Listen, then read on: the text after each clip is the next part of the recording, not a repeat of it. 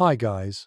Tonight we step together into the frozen dusk, when the last streaks of daylight are already sinking behind ridges of stone, and your breath fogs with every exhale. You feel the air sharp and cold enough to sting your lungs, and the earth beneath your feet crunches like glass. The world outside is not gentle, it is winter at its harshest, when every creature struggles to survive the night. And yes, if you were dropped here without preparation, you probably wouldn't make it past sunrise. So, before you get comfortable, take a moment to like the video and subscribe, but only if you genuinely enjoy what I do here. And please, tell me in the comments where you are and what time of night it is right now. Now, dim the lights, and together we'll slip into the world of caves, where warmth, sleep, and survival blend in ways our ancestors depended on. You trudge forward, snow catching at your ankles, the horizon fading into slate-grey shadows. Somewhere far behind, the sun has given up its last warmth, leaving nothing but a pale afterglow. The bite of wind lashes against your cheeks, raw and unkind. Every part of you longs for shelter, and just ahead you see the dark mouth of a cave, nothing more than a hollow carved by time and weather. Yet to you it feels like hope itself. You know that step inside, and the rules of the world change. Here the air steadies, the storm muffles, and night promises rest rather than exposure. The first step across that threshold is startling. One moment your ears are ringing with gusts, the next, silence descends. You smell damp stone, tinged with minerals and a faint, earthy musk that seeps from the ground itself.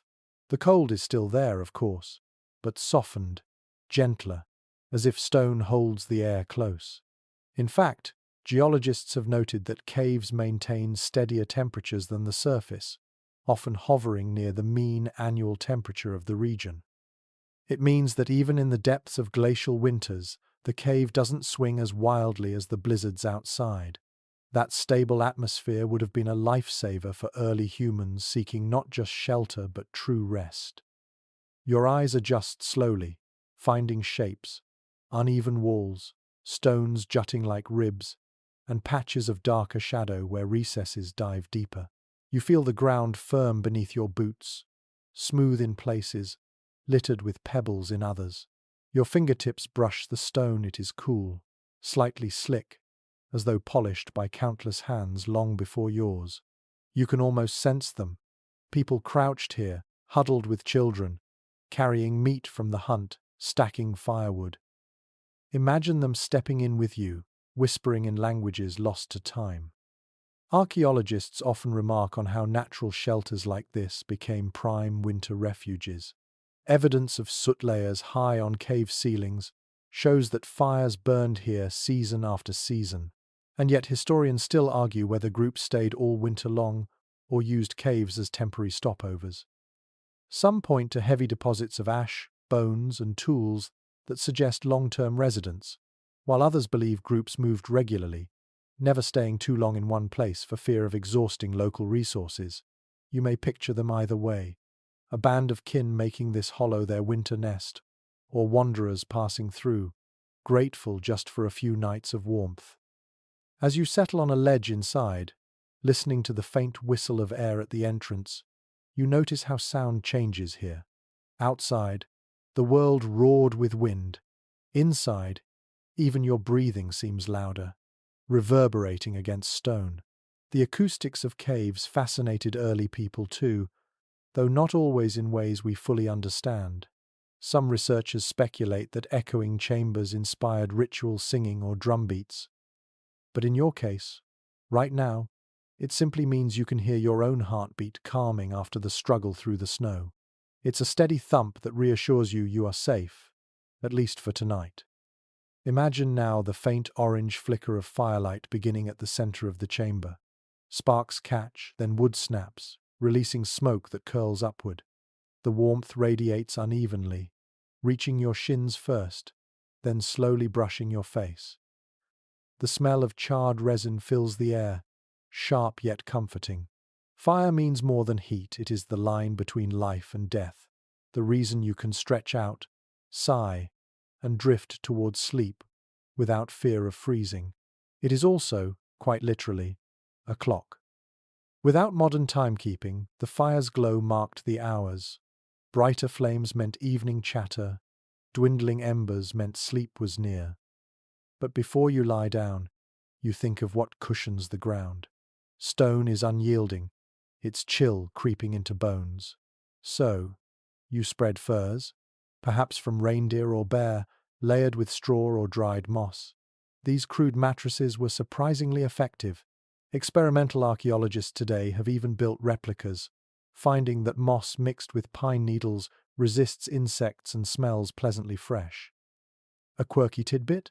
Some evidence suggests Neanderthals used ashes sprinkled into bedding as natural pest control, a primitive but clever trick against lice and fleas. So, you shift your weight onto those makeshift layers, and already you feel the difference. The stone no longer gnaws at your spine, and instead, you sink into a nest softer than expected. As the fire crackles and smoke drifts, you notice the rhythm of others around you. Kinfolk draw close, voices hushed, hands busy with small chores. A child coughs, someone hums low. The group folds into itself, a circle of life against the void outside. Here in the flicker, with darkness pressing at the edges, the world feels small and contained. The outside blizzard cannot touch you. Wolves prowl but cannot enter, and so you breathe deeper, slower, ready to let the weight of the day slip away. The cave becomes a cocoon. Your eyelids droop. The warmth from the hearth combines with the insulating walls, cradling you like a second skin. The snowstorm still rages beyond, but for you, tonight, sleep will come easier than it ever could beneath open skies. The smell of damp stone lingers around you, soft yet insistent, clinging to your nostrils like a memory you cannot quite place. It is neither pleasant nor foul, something in between, something deeply ancient. You breathe it in, and it reminds you of earth after rain, of basements left untouched, of minerals slowly weeping down the walls. It feels heavy, grounding, almost like the cave itself is drawing you closer into its chest. You lie still for a moment, realizing that this is the smell your ancestors would have known intimately, the smell of safety when winter clawed at the world outside.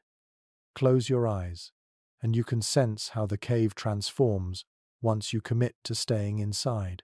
Outside, the wind shrieks, slicing like invisible knives, yet in here the air stills. There is cold, of course, but it is stable, less biting, more a cool embrace that does not change hour by hour. Modern scientists explain this phenomenon with simple physics. Stone absorbs and releases heat slowly, so it regulates extremes. For prehistoric families, that meant fewer shocks to the system, fewer icy blasts at night. A small detail, but one that could decide who thrived and who perished. You shift slightly, pressing your hand against the rock floor. It is damp. Moisture seeps here, condensing as tiny droplets that glisten like pearls along the rough surface. In the dim firelight, they sparkle faintly, winking back at you.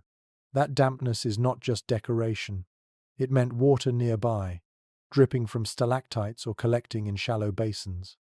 Imagine the convenience, never straying far for a sip, never wandering into the dark forest in search of a stream while predators lurked. Still, historians debate whether such moisture made caves more of a burden.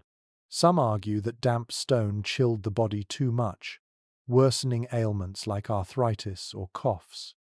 Others counter that clever bedding layers of hides, branches, and ash offset the cold. You may find yourself siding with the latter, because as you lie here with furs beneath you, the damp doesn't feel like a threat. It feels like background music. There's a quirky observation from archaeologists. When they recreate ancient living spaces inside caves, they often remark on the cave smell, sticking to their clothes for days. It's a potent combination of minerals, ash, and dampness. That smell would have been part of every waking and sleeping moment for early humans. Children would have grown up with it embedded in memory, like how modern people recall the scent of home cooking or a familiar blanket. For you, Lying here in the dark, it becomes strangely comforting, even hypnotic, drawing you deeper into drowsiness. Your ears catch the faint sound of dripping water somewhere further inside, a steady plink, plink, plink. Each drop echoes, stretching into the silence as though the cave itself is speaking. Some anthropologists believe these natural sounds influence the rhythms of prehistoric sleep. Without clocks or electricity, the body listened to cues like this: drip patterns, crackling fire, howling wind outside. They formed an organic lullaby. And though historians still argue whether people of that era experienced segmented sleep, waking in the middle of the night for a first and second slumber, the evidence suggests that these natural cues shaped when and how deep they drifted off. You inhale again, and this time the smell shifts. Smoke has mixed with dampness, forming a perfume of char and stone. It scratches your throat slightly, but your body adjusts. There is a peculiar trick the cave plays on smoke. Instead of dissipating quickly like outdoors, it lingers, curling and thickening, staining ceilings black. Archaeologists often point to those soot marks as fingerprints of long occupation. They are history written in ash. The downside? Smoke-irritated eyes, lungs, and sleep. Yet somehow, bodies adapted. You may feel the sting, but you also recognize that for early humans, smoky air signaled warmth and community. It was worth the price of a tickle in the throat. The air is not stagnant, though. Even as smoke drifts upward, faint currents circulate. At the cave entrance, icy wind still pushes in, colliding with warmer air from the fire. This mingling creates a strange draft. You feel it sweep across your skin, cool but refreshing. You tug a hide closer to your shoulders, shivering lightly, yet it feels good to notice the contrast. Sleep, after all, often comes easiest when the air is cooler, when blankets trap heat against the body. Modern sleep science echoes this. Humans rest best in slightly cool conditions, not stifling ones. Perhaps our ancestors already knew this by instinct, arranging fires so they did not overheat the chamber, but kept it just cool enough for rest. You roll onto your side, eyes half closed, and notice how shadows dance across the wall. The uneven stone makes shapes, one moment a bison's head, another moment the curve of a human face. Those shapes would not go unnoticed by early humans either. They might have whispered stories, connecting shadow forms to myths. Imagine a child pointing to the wall, saying they see a bear, and the group weaving a tale that drifts into the night. The cave becomes more than shelter, it becomes theatre. Your dreams, when they arrive, will carry pieces of those shifting silhouettes. But for now, it is still the smell of damp stone that holds your attention. It wraps around your senses like a blanket, heavy but reassuring. Think of how different this is from sleeping in open air. Out there, every gust brings new scents: pine, wet fir, decay of leaves. In here, the smell is consistent, unchanging. Consistency is comfort. It tells your brain, you are in the same place, the same refuge, nothing has altered. That familiarity lulls you into a deeper trust, the foundation of rest. Mainstream accounts remind us that caves were not universally chosen. Many groups built huts or shelters even in winter. Yet caves offered this unique stability of air and smell. That lingering mineral scent signaled continuity across nights, perhaps even across generations. Historians wonder whether returning to the same cave season after season gave families a sense of identity, like a recurring winter home. Some researchers even suggest the caves became ancestral sites, places tied to memory and ritual. You can feel that possibility here when the scent fills your lungs. It feels almost sacred, as though others before you also breathed it in, also sighed with relief. Your body responds slowly to these cues. Muscles unclench, breathing evens out. The stone smell may not be sweet, but it signals safety. You let your head rest against a folded fur, cheek pressed into its rough softness. Around you, the others settle too, their movements small and deliberate. A cough here, a shuffle there, but gradually all fades. The cave fills with steady rhythms of breathing. It is like a chorus of rest, each person contributing a note to the lullaby. You drift within it, carried by the mixture of stone, smoke, and warmth. A final curious thought comes to you before sleep pulls harder. Some modern spelunkers claim they dream more vividly after long hours in caves, attributing it to air composition, darkness, or acoustics. Could it be that your ancestors also dreamed more vividly here, their stories more colorful because the environment itself encouraged it? Historians have no clear answer.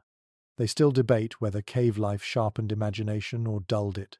But as your eyelids droop, you suspect the former. Because the cave is not empty, it hums with water drops, whispers with draughts, and perfumes the air with damp stone.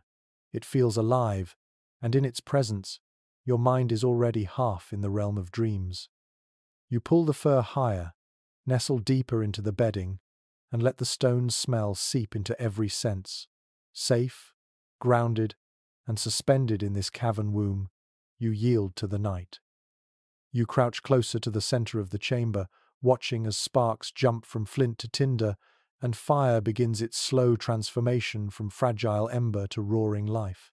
Your hands ache from the cold, knuckles stiff, but you strike again and again, determined to coax warmth out of stone. At last, the tinder smolders. A thin thread of smoke rises, and then, like magic, the first flame appears. It dances with nervous energy, eager and unstable, until you feed it twigs and resin. Soon, a steady blaze licks the darkness away. Most archaeological evidence suggests that the mastery of fire was humanity's great turning point.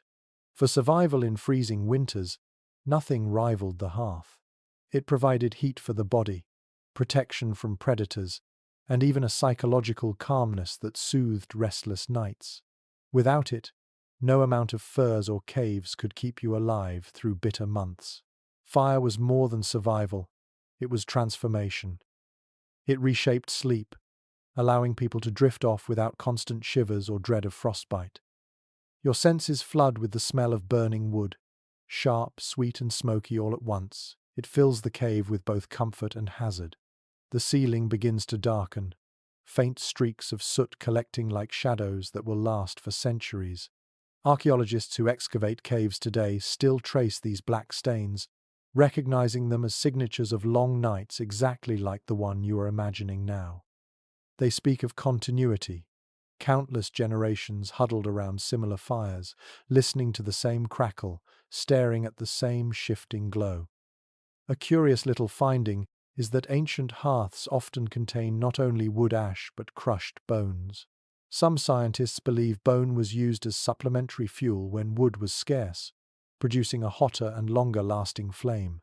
Imagine the sharp smell of burning marrow filling the chamber acrid. Yes, but essential when survival outweighed delicacy. It's an odd thought, isn't it? A fire built partly on the remains of yesterday's feast, keeping you alive as you drift into sleep. As you extend your hands toward the blaze, heat seeps slowly into your fingers, thawing the ache. The warmth spreads across your chest, and you feel your breathing deepen, slower and steadier. It is remarkable how much the human body responds to firelight. Even today, researchers note that staring at flames lowers heart rate, easing anxiety.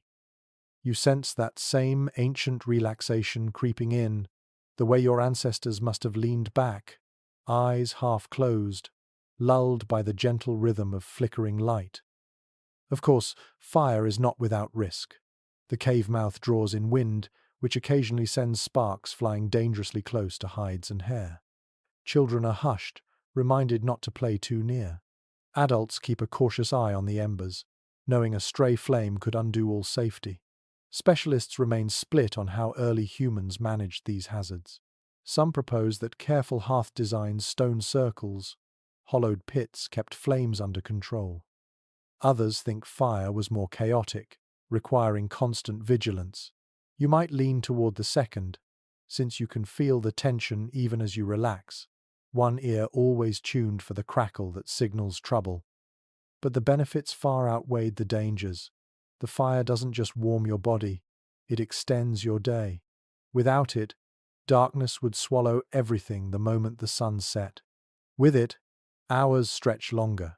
You can sit, talk, mend tools, tell stories, and yes, prepare for deeper sleep. Fire restructured time itself. It gave you twilight, a liminal space between day and night where the mind could wind down gradually. This transition mattered for rest, just as our modern bedtime routines matter now. The cave becomes a world of color thanks to the flames. Shadows leap and sway, painting animals across the stone walls. At one moment you see a horse galloping, at another a bear crouching. These shapes merge with memory and imagination, blending into dreams even before you close your eyes. Some anthropologists suggest that flickering firelight might have encouraged early art sparks of inspiration, quite literally carved from the dance of shadows. Whether that is true or not, you sense how the flames guide your thoughts into softer, stranger pathways, exactly the roads that lead towards sleep. The crackle of resin pops, startling but rhythmic. Occasionally, smoke curls low, making eyes water. You wipe at your lashes, and the sting reminds you how fragile comfort is. Yet even this discomfort carries reassurance. Smoke drives insects away. Ash, sprinkled over bedding, deters pests. Fire guards in more ways than one. A modern quirk of anthropology notes that sleeping near smoke also reduced parasite loads, keeping families healthier in the long run. So even as you cough softly into your sleeve, you realize the irritation comes with hidden benefits. Meanwhile, outside, the blizzard rages unseen. Wolves prowl, noses catching scents of roasting meat scraps tossed into the flames. But none dare enter. The line of firelight is like an invisible barrier. You feel secure, even smug, knowing that predators who could tear you apart hesitate at the very edge of this circle. Imagine how differently sleep would feel without that barrier, fitful, anxious, constantly interrupted. Instead, you allow yourself to lie back, sigh, and let fire carry you into rest. The debate continues among researchers about whether firelight truly altered circadian rhythms. Did people sleep in longer, uninterrupted blocks? Or did they still wake in the night as many pre-industrial societies did? The evidence is unclear. Some experiments with modern volunteers in firelit settings suggest that people relax into segmented sleep, waking for an hour in the middle of the night before returning to slumber. Others insist fire allowed deeper, continuous rest. You may not know the answer, but lying here now, you can feel how the flame reshapes your sense of time. It bends night into something gentler, less absolute. Your companions settle in around the hearth. Some curl up close, furs wrapped tight, while others take positions against the wall. You notice how everyone faces inward, toward the blaze, as though fire itself is a companion. This instinct survives even today. How often do we arrange ourselves around campfires, televisions, or glowing screens? The circle is the same, the pull of light unchanging. Fire has always been the axis of our rest. Your eyes half close as you follow the fire's rhythm. It flares, it calms, it sighs. You match your breathing to its rise and fall, a subconscious synchronization. The cave fills with a golden pulse, a heartbeat of warmth. It is both fragile and eternal, small enough to vanish with a gust, yet old enough to have carried your kind across millennia. In this moment, as flames paint your skin and smoke perfumes your hair, you understand why early people might have considered fire a spirit, alive and watching. To them it wasn't just heat, it was company, guardian, teacher. Perhaps they whispered thanks before drifting to sleep, offering scraps of food into the blaze as though feeding a guest. Imagine those murmured rituals blending with crackling wood, fading into silence as eyelids drooped. You lie down now, the warmth lingering even as you turn away. Fire continues behind you, steady and loyal. Its glow softens the cave's dampness. Its scent mingles with mineral air. Its presence assures you that night is safe enough for dreams. Without it, the cave would be unbearable. With it, you are lulled into calm. The flames hiss softly as resin bubbles, a final lullaby. Your eyes close fully, and your last thought before surrendering to rest is simple gratitude for fire, for stone, for the chance to sleep through one more winter night. You ease your body down upon the ground, still warm from the fire's glow, and take note of what cushions you. The cave floor is mercilessly hard, uneven in some places, slick in others, but clever hands have softened it with layers of bedding. Hides, straw, dried moss, and branches form a makeshift mattress. You sink into it with relief, realizing that someone thought ahead, gathering what little comfort nature allowed. Without such layers, sleep would be broken by aching bones and constant shivers.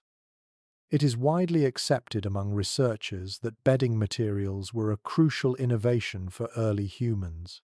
Archaeological digs in places like South Africa and France have revealed compacted layers of plant matter, ashes, and animal hides, clear evidence of deliberate construction of sleeping surfaces. These were not random piles, they were carefully arranged to provide insulation, repel insects, and protect from damp stone. In essence, your ancestors created the world's first beds, and they did so with surprising ingenuity. Your fingertips trail across the fur beneath you. It is coarse, thick, still carrying the faint musk of the animal it once belonged to. Perhaps it came from a reindeer, its hide valued for warmth, or maybe from a cave bear, hunted with danger and triumph. The scent is wild, earthy, but also reassuring. Wrapped in these hides, you feel closer to the life you depend on, even as you rest. They remind you that sleep and survival are stitched together by the same thread, the creatures outside who sustain your family. Among the stranger traces discovered in caves are remains of bedding sprinkled with ash. Ash, it seems, was not just waste. It served as a natural repellent against lice, fleas, and other pests that could make nights unbearable. Imagine sprinkling fine grey powder over your mattress, not to make it prettier, but to keep small biting intruders at bay. It is such an unexpected yet practical detail, a reminder that comfort often grew out of necessity. Tonight, as you settle deeper into your bedding, you can almost feel that thin layer of ash beneath, a quiet protector against unseen nuisances. The fire casts its glow across the bedding, highlighting the soft pile of furs and the glint of straw.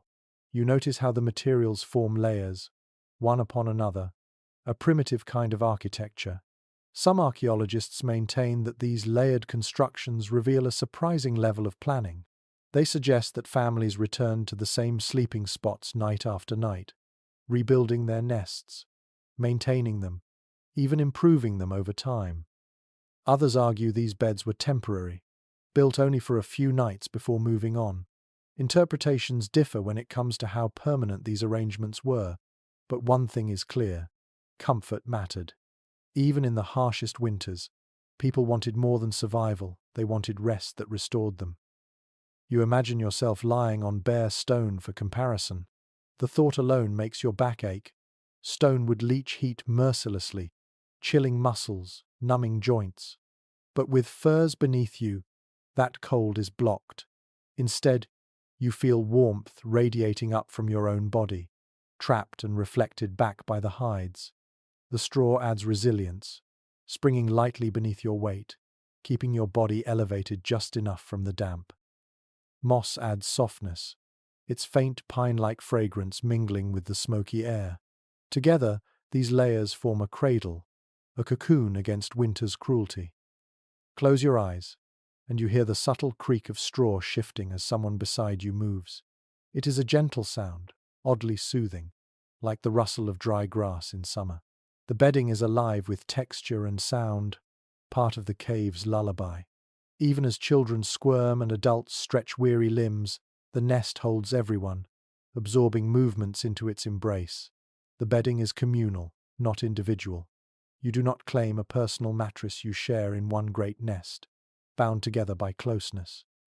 An unusual observation from modern experiments is that such bedding materials also affected air quality. When straw and herbs burned or decayed slightly, they released compounds that could cleanse bacteria from the air. In a confined cave, this might have reduced illness. Think of it, Not only did moss soften your bed, it may have purified the space where you slept. Tonight, with your cheek pressed against fur, you can almost convince yourself the faint, sharp tang in the air is medicine itself.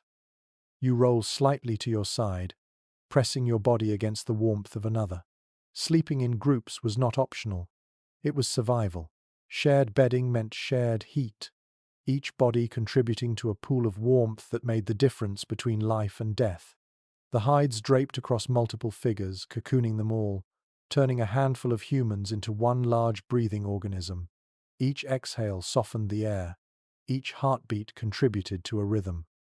You feel it now, your body no longer isolated, but part of a greater whole. Debates persist among experts about whether such close sleeping fostered deeper intimacy or constant tension. Some argue it encouraged bonds, trust, and even synchronized sleep patterns. Others suggest quarrels, discomfort, and lack of privacy plagued nightly rest. As you listen to the faint sighs and snores around you, you can imagine both sides being true. Perhaps there were nights when warmth outweighed irritation, and nights when elbows dug into ribs and tempers frayed. But in this moment, with cold pressing outside and fire glowing within, you sense closeness as comfort. Your hand brushes against straw again, and you realize how little separated you from the earth. Just a thin layer of plant matter, some hides, and then rock. And yet, that little bit of innovation was monumental. It is easy now to overlook such simple inventions, but bedding was as revolutionary as fire in shaping human rest. It allowed the body to heal better, to fight illness, to rise stronger for the next hunt. This is no luxury, it is survival disguised as comfort. Imagine children curled against their parents, furs pulled over small heads. Their breaths puff in rhythm, soft and even. Mothers hum low, not quite lullabies, but murmurs of reassurance. The bedding absorbs it all, a stage for human tenderness as well as necessity.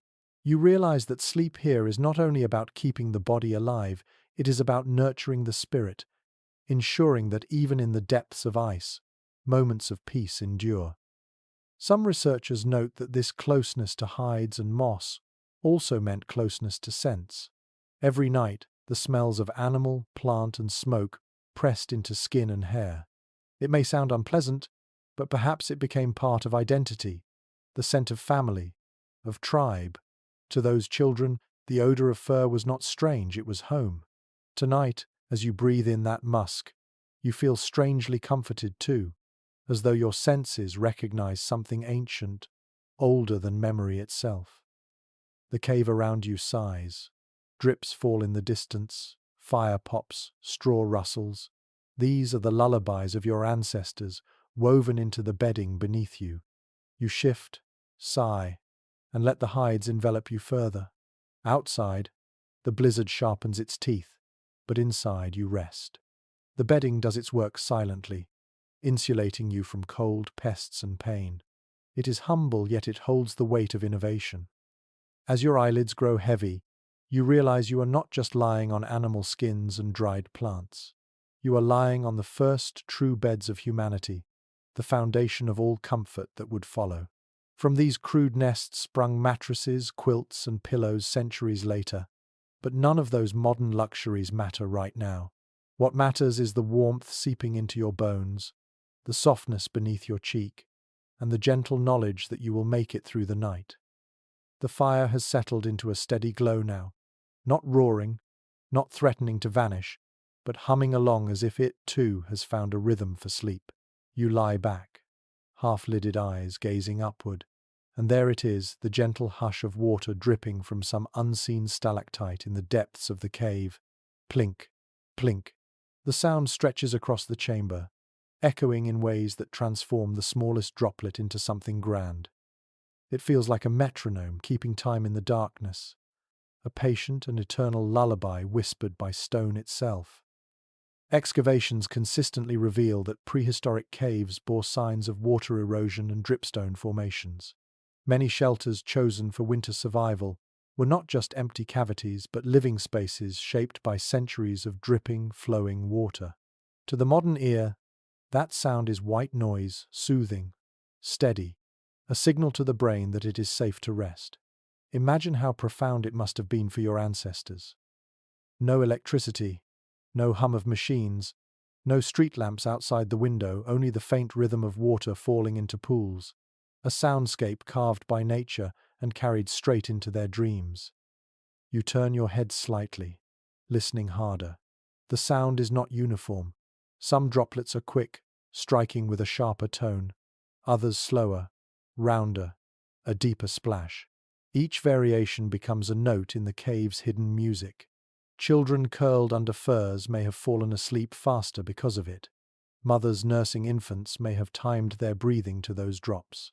And elders, eyes half shut, might have woven myths about spirits whispering in each plink.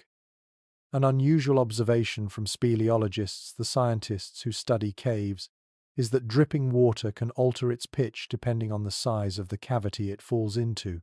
Small puddles produce high, tinkling notes, while deeper pools echo lower, resonant tones. In a sense, the cave played its own organ each night, an instrument that required no hands, only time and gravity. You can almost hear it now, shifting from treble to bass, weaving a natural lullaby across the chamber. The scholarly community is divided over how early humans perceived these sounds.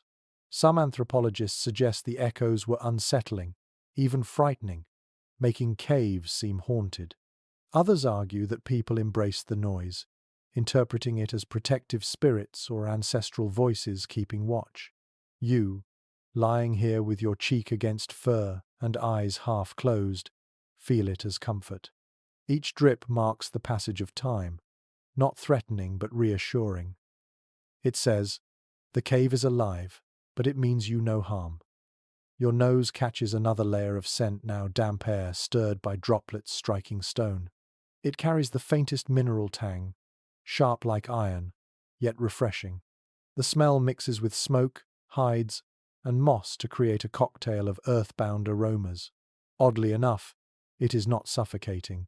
Instead, it is grounding, tethering you to the present moment. You think of modern sound machines that mimic rain or waterfalls, sold to help restless people sleep. Your ancestors had the original version, right here, free and endless. Some researchers believe this acoustic environment contributed to deeper sleep cycles. The steady rhythm may have lulled bodies into slower heart rates and longer breaths, much like a lullaby does for infants.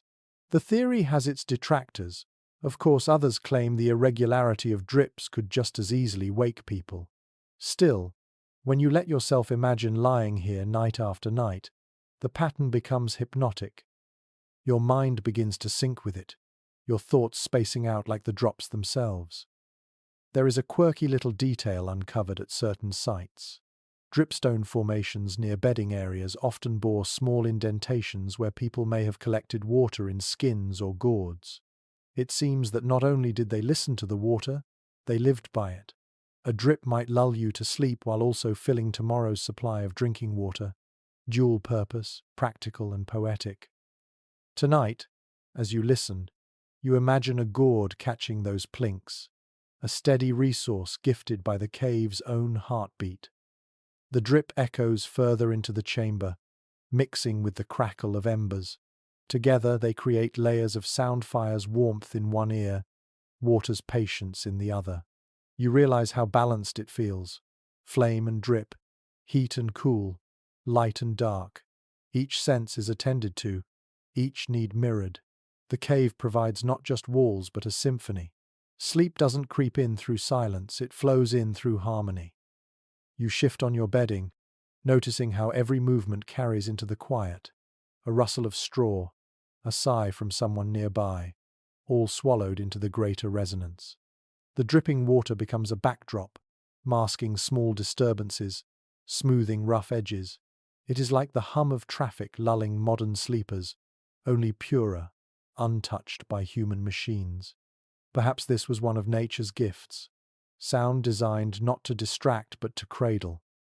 Some elders, you imagine, might have told children that the droplets were messages from the spirit world, each plink a word, each echo a reminder that ancestors lingered.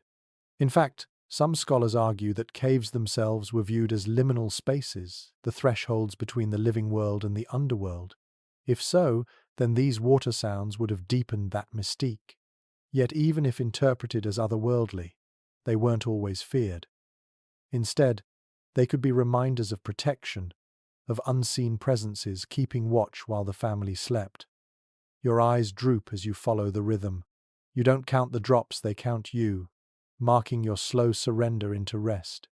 Every plink is a nudge downward, every echo a hand guiding you deeper. You let it happen, no resistance, just trust. Before you drift fully, you remember a modern experiment where volunteers slept inside caves for weeks without clocks or sunlight. Many of them reported unusual dreams, vivid and immersive, often tied to the sound of dripping water. One volunteer even claimed they felt the cave was breathing with them. Whether that was real or imagined, you can sympathize. Right now, the cave feels alive.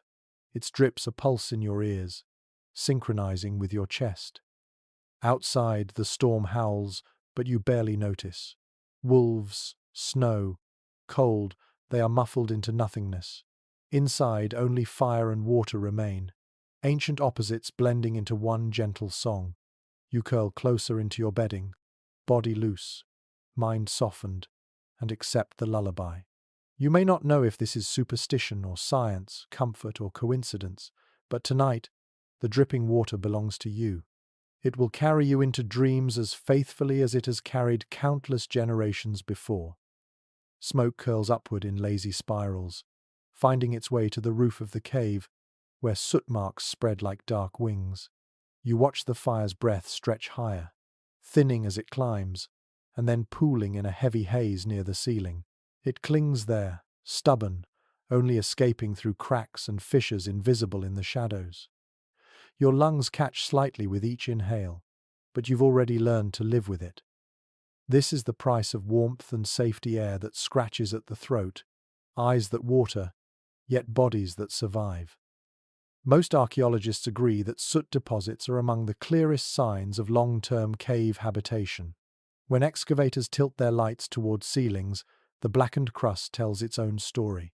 Years upon years of hearths burning in the same spots. Families, seasons, generations, layer after layer of smoke, sealed into stone like an archive. To the untrained eye, it looks like nothing more than dirt. But to experts, it's a diary written in charcoal, proof that people found this air breathable enough to endure, even when it wasn't exactly pleasant. You cough lightly, but then chuckle at the thought. Even discomforts can feel comforting when they are familiar. The sting of smoke in your eyes is shared by everyone around you, grandparents, children, hunters returned from the chase. It is communal irritation, softened by laughter and habit. A modern oddity. Researchers who replicated cave living in controlled settings reported that some volunteers claimed to miss the smoke after leaving. They described it as part of the cave's personality, a smell that became inseparable from memory. Tonight, you can understand that strange affection. Archaeologists continue to debate how ancient people managed ventilation. Some propose they built small fires near cave mouths, letting drafts carry smoke outward. Others insist larger hearths were placed deeper inside, smoke pooling, until winds eventually dragged it out. Neither explanation fully satisfies. You sit in the haze and realize both might be true solutions, shifting with cave design, weather, or simple necessity. What matters isn't perfection but survival. Breathing a little smoke was better than freezing to death outside. Still, the body adapted in clever ways. You notice how those around you stay low, close to the floor where air is clearer. Infants rest in hollows lined with hides, where smoke has thinned. Adults crouch, never standing fully upright unless necessary. It becomes instinct, a posture born of survival. You too are just lying lower, drawing each breath carefully, savoring the difference between fresh air near the ground and the heavier layer above. One odd but delightful detail unearthed in some caves: stalactites coated with soot, darkened permanently by smoke that brushed them nightly. Imagine the cave itself slowly transformed by each exhale of fire. What once was pale limestone became painted black, a collaboration between humans and stone. Even thousands of years later, those formations still carry the memory of smoke. You gaze upward and picture that transformation happening here, even as you lie beneath it. Your skin prickles with the warmth fire provides, yet smoke tempers it, reminding you not to grow complacent. You think about balance: too much fire and the cave suffocates, too little and the cold steals your rest. The line between comfort and danger is razor thin. Families must have learned through trial and error, adjusting, experimenting, teaching each generation how to tend flames just enough. Specialists remain split on whether fire tenders were chosen by role. Perhaps certain adults always kept watch, or if everyone took turns. Either way, the presence of smoke was constant, woven into every night of winter. You rub your eyes, watering from the haze, and feel oddly drowsy. Some scientists suggest that carbon particles or lower oxygen might have influenced sleep, pushing people into deeper states more quickly. The idea isn't proven, but as you blink heavily, it feels plausible. Smoke, for all its irritation, may have been a strange ally of slumber. Your ancestors, dozing with watery eyes, might have slid into dreams faster than they ever would have under clear skies.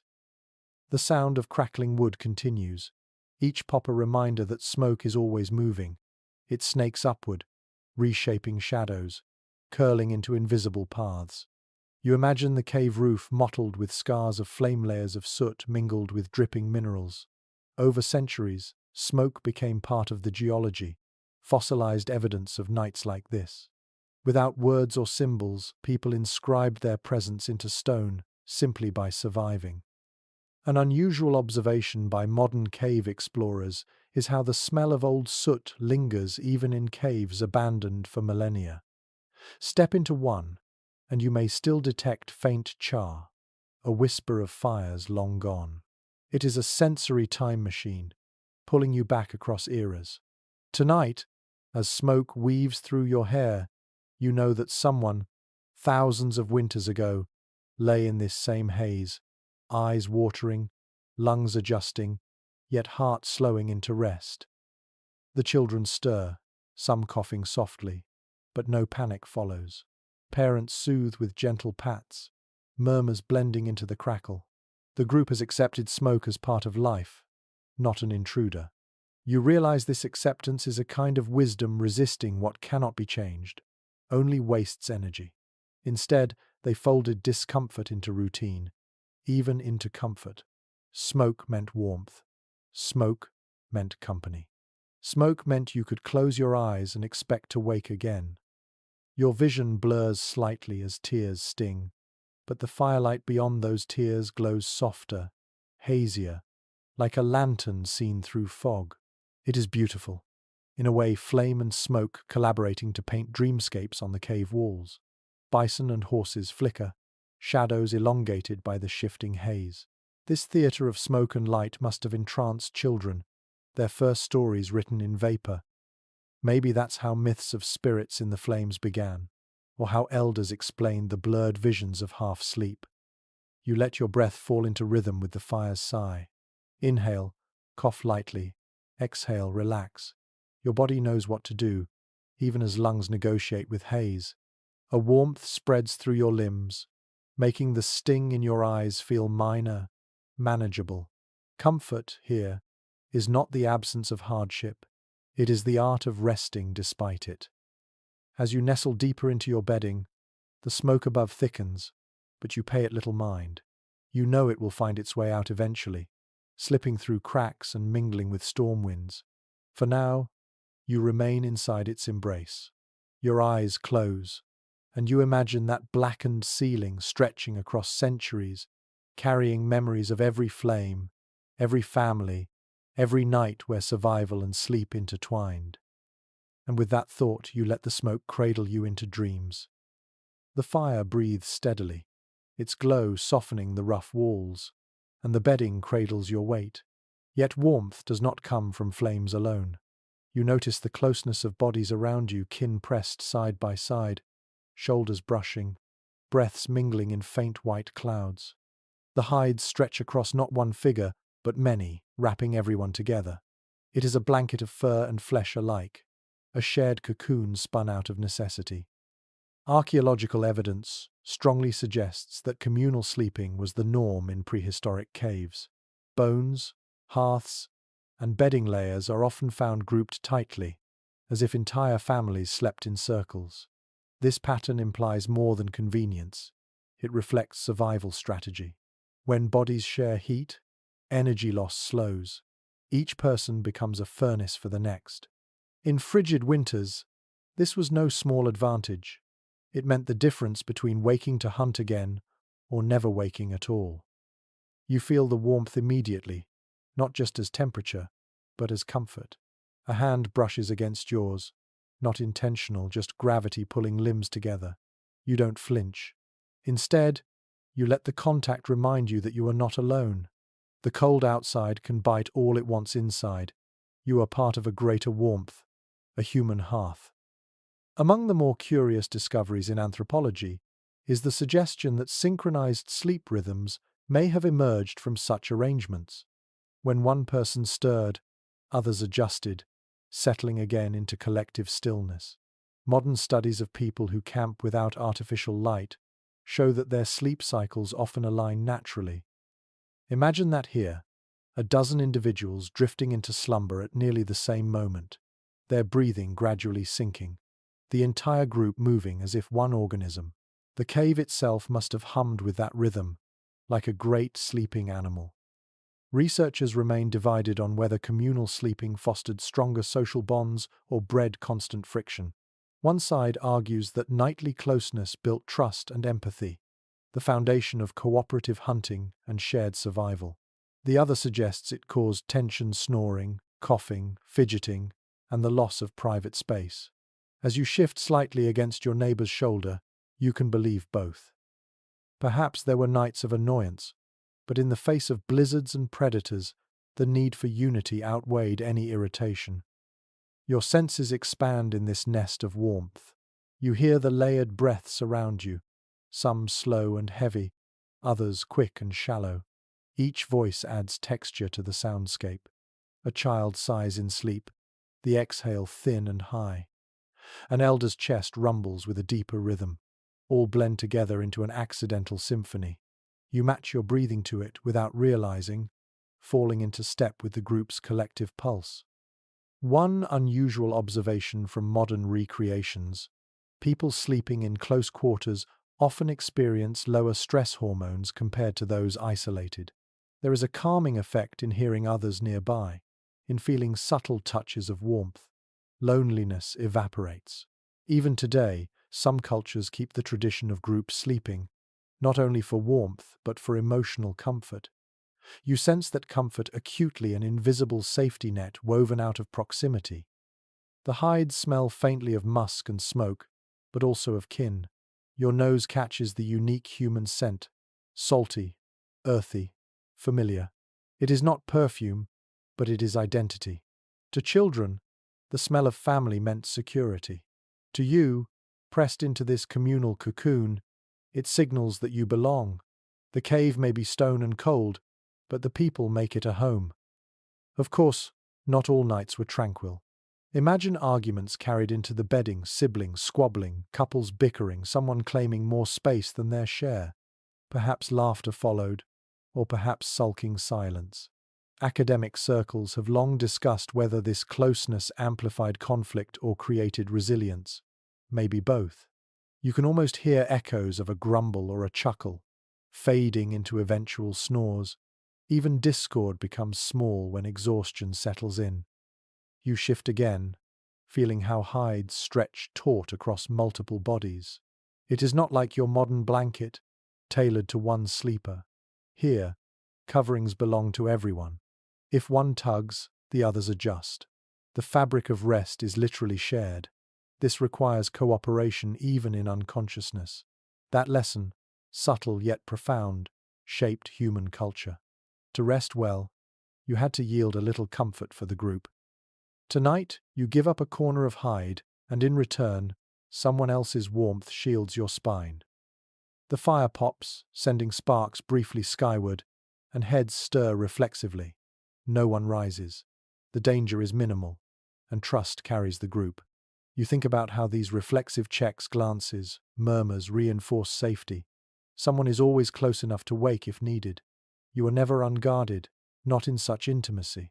Predators may roam outside, but inside, human warmth is both armor and reassurance.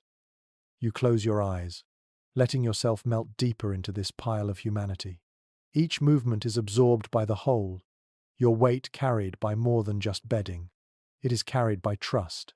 The warmth that seeps into your bones is not just physical, it is social, emotional, ancestral. You realize why stories of kinship survive across millennia. In the harshest winters, family was not just important, it was the only true shield against death. One odd but telling detail emerges in modern anthropological surveys. People who share sleep environments often recall more dreams than those who sleep alone. Some suggest it's because small disturbances wake them during lighter stages of sleep. If that were true for your ancestors, then communal living didn't just protect them physically, it enriched their dream lives.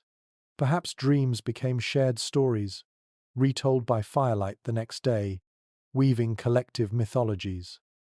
You smile faintly, realizing even dreams were communal property here. The storm outside rages on, unseen, unheard. Its power has no sway over you tonight. Instead, you are wrapped in warmth, carried by breaths, lulled by presence. You let the sensation wash through you, the brush of another's elbow, the rhythm of synchronized lungs, the muffled cough in the distance. These are not annoyances, they are proof that you are not alone, that you belong to a circle of life enduring the ice. Your body loosens, muscles unclenching, heart slowing. You surrender not just to sleep, but to the group's collective slumber. Your eyelids droop, heavy, as warmth and sound blur into one steady current. Outside, wolves pace. Inside, you dream. The warmth of bodies fades into the hush of awareness. Your eyes, half closed, drift toward the entrance of the cave. Beyond the glow of firelight lies only blackness, pierced occasionally by the silver shimmer of snow swirling under the moon. The world outside is alive with movement, though you cannot see it clearly. You sense it, the shifting of paws across ice, the low snarl of hunger carried on the wind. Wolves, maybe a lynx, perhaps even a great bear, restless in winter's depth. It is widely accepted among archaeologists that caves were chosen as shelters not only for their insulation but also for their defensive position. A narrow mouth of stone could act like a fortress with just one point of entry to guard. When predators prowled in the dark, the cave became a shield. Yet this sense of safety was always tinged with caution. A family might huddle in warmth, but ears remained tuned to the outside world. Each howl in the distance was both a warning and a reassurance. Wolves are near, yes, but they are not inside. You lie still, listening. The wind carries sounds unevenly, bending them until they seem closer or farther than they truly are. A howl arcs across the night, beginning low, then rising to a high, lonely pitch. A shiver runs through your spine, even though the wolves cannot reach you. Somewhere, a child stirs at the sound, pulling tighter beneath a hide. The cave walls amplify the outside noises, as though reminding you danger lingers just beyond your walls. Among the more curious notes from ethnographers is that many hunter-gatherer groups into modern times created bedtime stories about predators. These tales were both warnings and comforts, designed to teach children caution but also to soothe them. You imagine an elder whispering now, "Stay close, the wolf will not cross the fire." It is a ritualized lullaby, fear softened into safety by story. Interpretations differ when it comes to whether early humans ever shared their caves with dangerous animals. Some evidence suggests bears may have denned in certain shelters before or after people, leading to potential clashes. Other scholars argue that humans carefully avoided caves with such signs. Still, bear skulls found deliberately arranged in niches hint at a relationship more complex than avoidance, perhaps reverence, perhaps fear, perhaps both. As you stare at the cave mouth, you cannot decide whether you'd welcome or dread those glowing amber eyes appearing there. A sudden gust pushes snow deeper into the opening, scattering flakes that glisten against firelight. The cold shock tightens your muscles, but no beast follows. You breathe easier, though the awareness of what lurks beyond remains. You imagine wolves circling, their paws pressing the snow flat, their noses twitching for scents of meat or smoke. They wait, patient, clever, hoping for weakness. But the barrier of stone and flame stands strong. One unusual observation from zoologists is that wolves often avoided firelight even when desperate. Their caution, inherited through generations, made them hesitate at the glowing boundary. For your ancestors, this meant a powerful advantage. Fire didn't just warm, it drew a line predators rarely dared cross. Tonight, as flames flicker near the entrance, you see how their glow becomes an invisible wall, an unspoken command. Stay away. Still, the night stretches long. You wonder what it must have felt like to sleep lightly, ears always tuned for change. Even with warmth and kin, vigilance never fully lifted. Perhaps that is why people took turns tending the hearth, because the true fear wasn't freezing, it was waking to a shadow stepping inside.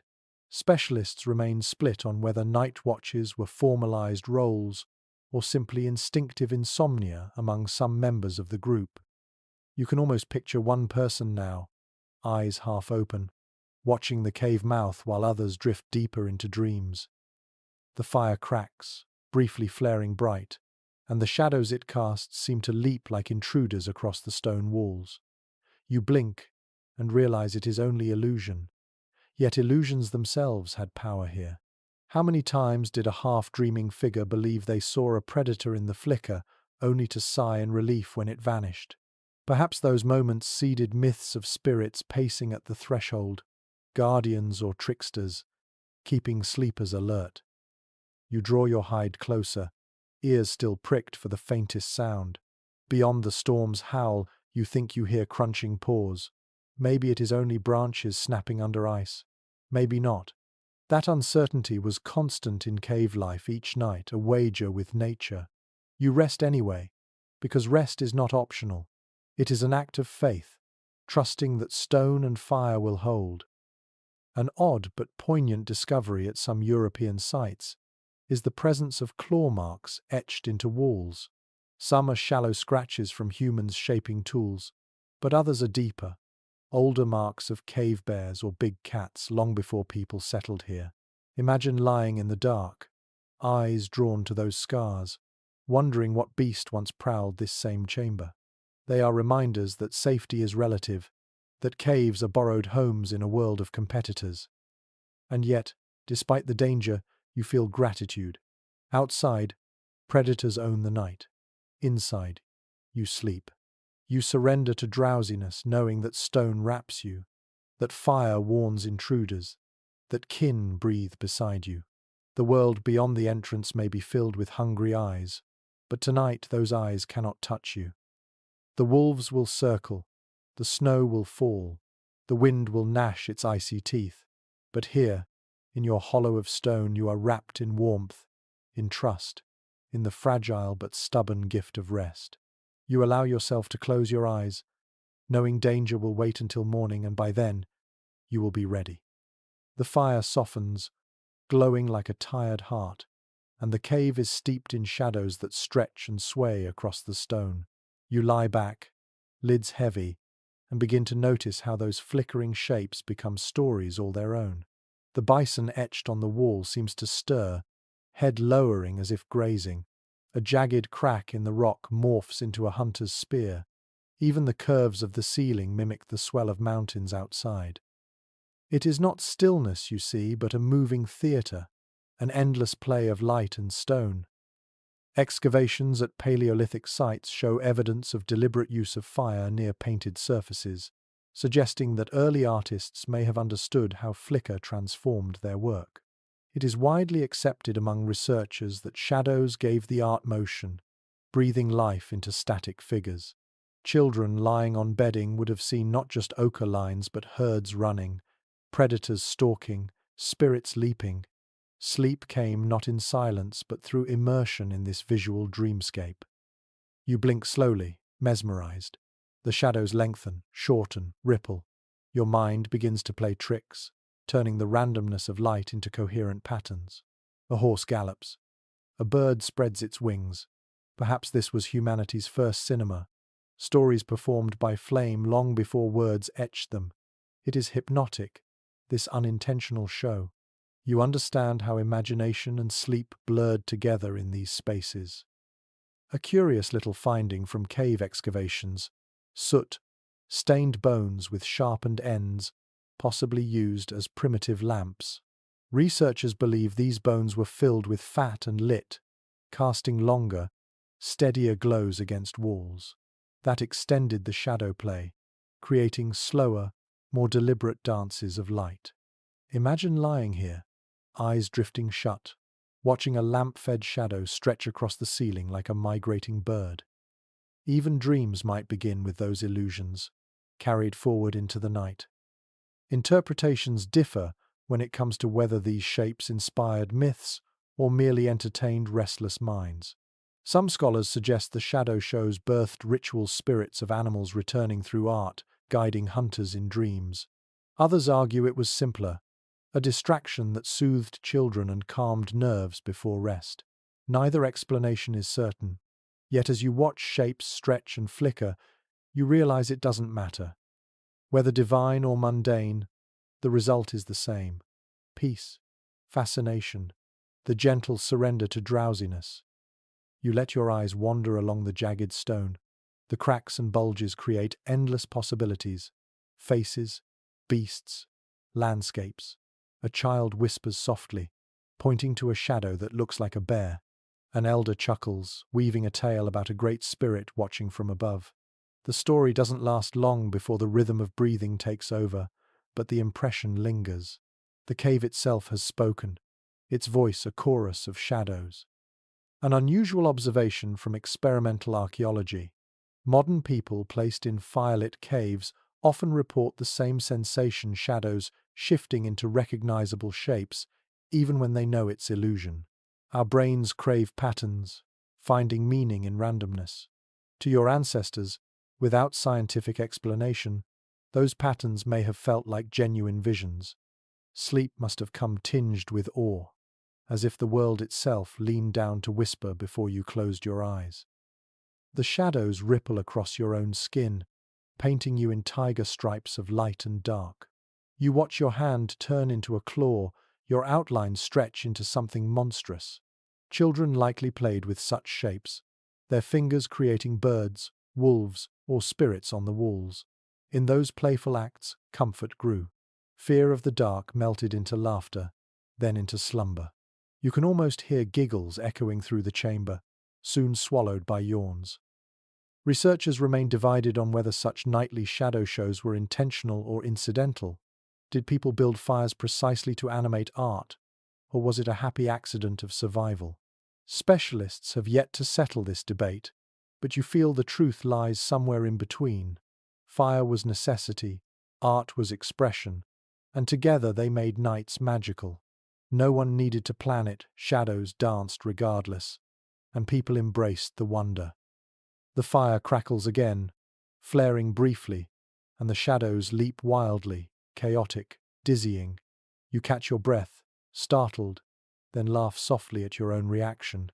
How many times did your ancestors do the same, startled awake, heart racing, only to realize it was nothing but light and stone? Perhaps these moments even trained the mind, blending vigilance with imagination, teaching humans to balance fear with curiosity. The cave grows warmer as hides and bodies trap heat, yet the shadows remain restless, shifting with every twitch of flame. You begin to let them blur, no longer seeking meaning, simply watching movement.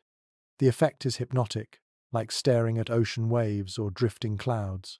Your thoughts grow slow, your body heavy, The shadow play is no longer entertainment but a pathway, easing you gently into the threshold of dreams. One odd but compelling idea from certain scholars that early humans may have practiced a form of guided dreaming through such rituals. By focusing on shapes before sleep, they carried those images into their subconscious, where they mingled with memory and desire. Dreams of bison, horses, and hunts may have begun as shadows on the wall. You find yourself nodding, believing it easily, as you let the last image linger behind your eyes before shutting them fully. The storm outside rumbles faintly, but here, inside, you are cocooned in light and illusion. Fire has given you warmth, but shadows have given you stories, bridges into another world. You sigh, smile faintly, and allow the cave's moving pictures to fade as dreams take over. The fire softens into glowing coals, its frenzy spent, and the shadows calm with it. Around you, the circle of kin settles deeper into stillness. Yet you notice something new beside the bedding. Within arm's reach lie the tools of survival. Flint blades glint faintly, a spear leans against the wall, and a hammerstone rests heavy where anyone can grab it. Even in slumber, the instinct to prepare never leaves. To drift unarmed in a world of predators would be unthinkable. Most archaeological sites with traces of prehistoric living show not only hearths and bedding, but also clusters of tools scattered around sleeping areas. It is generally accepted by researchers that people kept weapons close at night, not neatly stored away but ready to grasp in a heartbeat. The cave was a home, yes, but it was also a fortress. Sleep could not mean total vulnerability. Stone edges and wooden shafts were guardians as much as fire and walls. You imagine the sensation, lying down with a flint knife under your palm, its edge sharp enough to slice hide or fend off a wolf. The cold stone presses into your skin, uncomfortable but comforting all the same. Like modern people locking doors or setting alarms, your ancestors relied on these tools as reassurance. Each weapon whispered silently, "Rest. I am here if danger comes." Among the more unusual findings at certain European sites are caches of tools tucked into niches near bedding areas. They weren't just scattered randomly, they were arranged, as if deliberately kept close but out of the way of sleep. One peculiar discovery even showed spear points arranged in a fan shape around a hearth, almost like a circle of silent sentinels. Was this mere convenience, or a ritual gesture? Scholars continue to debate. You can almost picture someone placing each spear deliberately before lying down, a bedtime routine as habitual as brushing teeth today. You roll slightly in your bedding, feeling the weight of a hypothetical blade at your side. The thought steadies you. Even if predators dared the fire's edge, even if another band of humans intruded, you would not be empty-handed. The flint is there, the spear is near.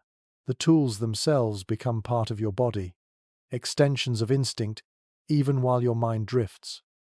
Of course, not every tool was meant for violence. Some were for comfort scrapers for cleaning hides, bone awls for stitching, hammerstones for cracking marrow. Kept close, they ensured the next day's work began swiftly. Imagine waking before dawn, hunger gnawing, and reaching without thought for a scraper to finish preparing meat.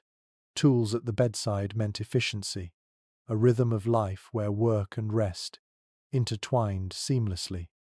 An odd but delightful observation from modern experimental archaeologists. When they attempt to live as Paleolithic people did, many report feeling strangely secure when sleeping with a stone tool nearby. Even though they know predators won't attack them in controlled environments, the sensation of holding something sharp eases their rest. Perhaps the comfort is primal, buried deep in human memory.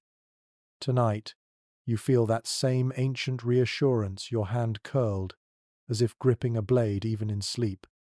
Researchers remain divided on whether these tools were considered ordinary objects or imbued with symbolic power. Some argue they were mere necessities, scattered casually. Others suggest they were more than that, extensions of identity, talismans against fear. The truth likely lies in between. A knife was both tool and charm, both weapon and reassurance. Sleep, in this light, was never just physical, it was spiritual as well, an act bolstered by the presence of stone guardians. You let your gaze wander to the spear by the wall. Its shadow stretches long, doubling its size in the firelight. The shaft seems alive, a sentinel standing watch. How many generations stared at such silhouettes, trusting them as much as they trusted the fire itself? A spear was not only wood and flint, it was the embodiment of survival, the answer to hunger, the barrier against predators, the guardian of night. Its presence beside your bedding is as calming as the warmth of the fire. One peculiar detail from digs in France and Spain: some flint blades found near sleeping areas were deliberately blunted, their cutting edges worn smooth. Were these tools retired, kept as relics of hunts past?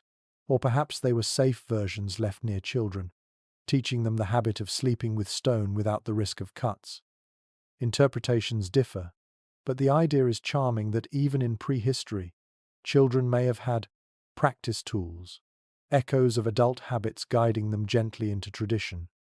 The cave sighs with night sounds, the crackle of coals, the drip of water, the shifting breaths of sleepers.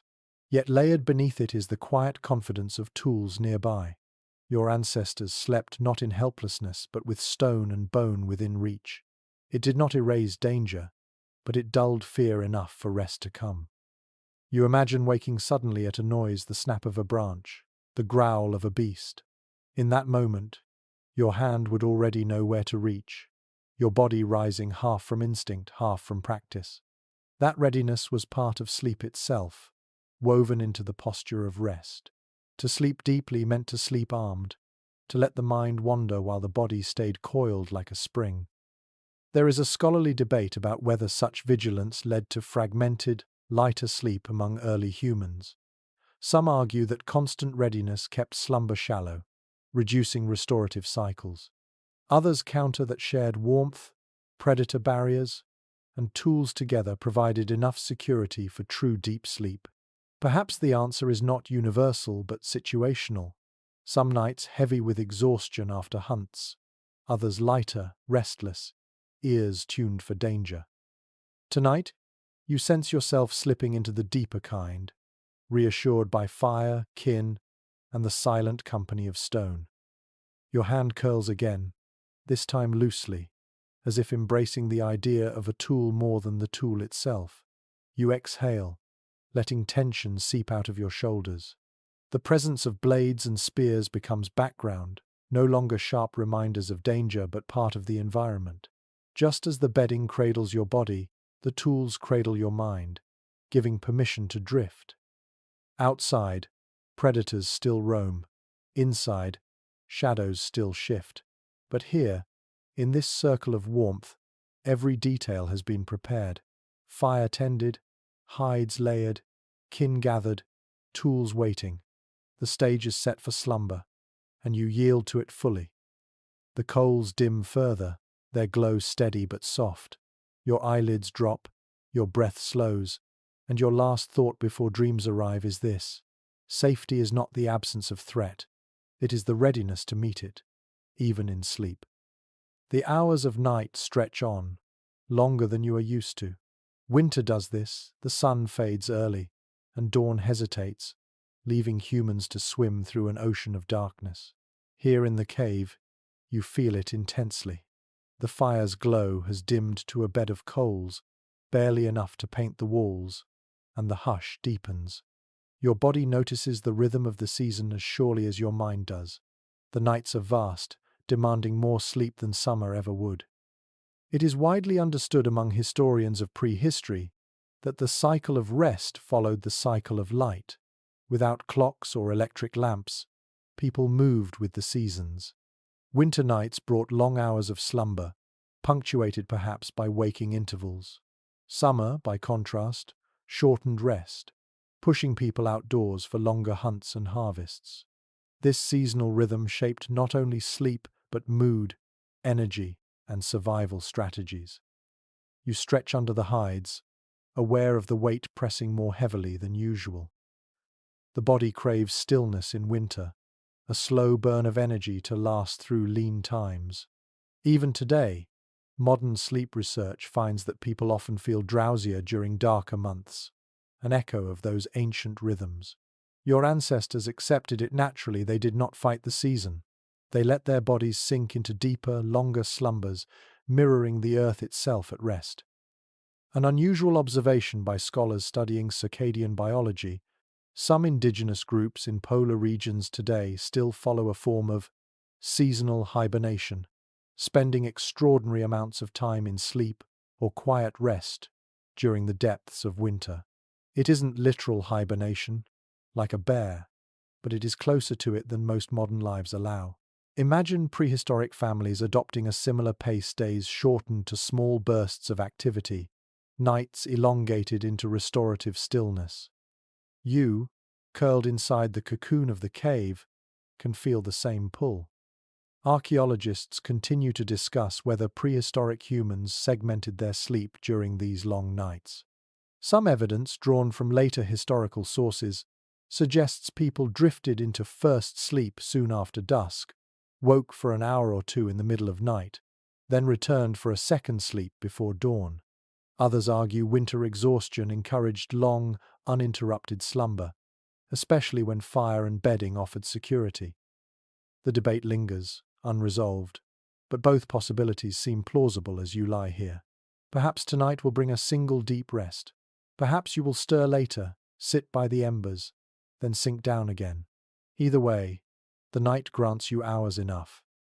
The cave's air feels heavier now, cool and damp, but you are shielded.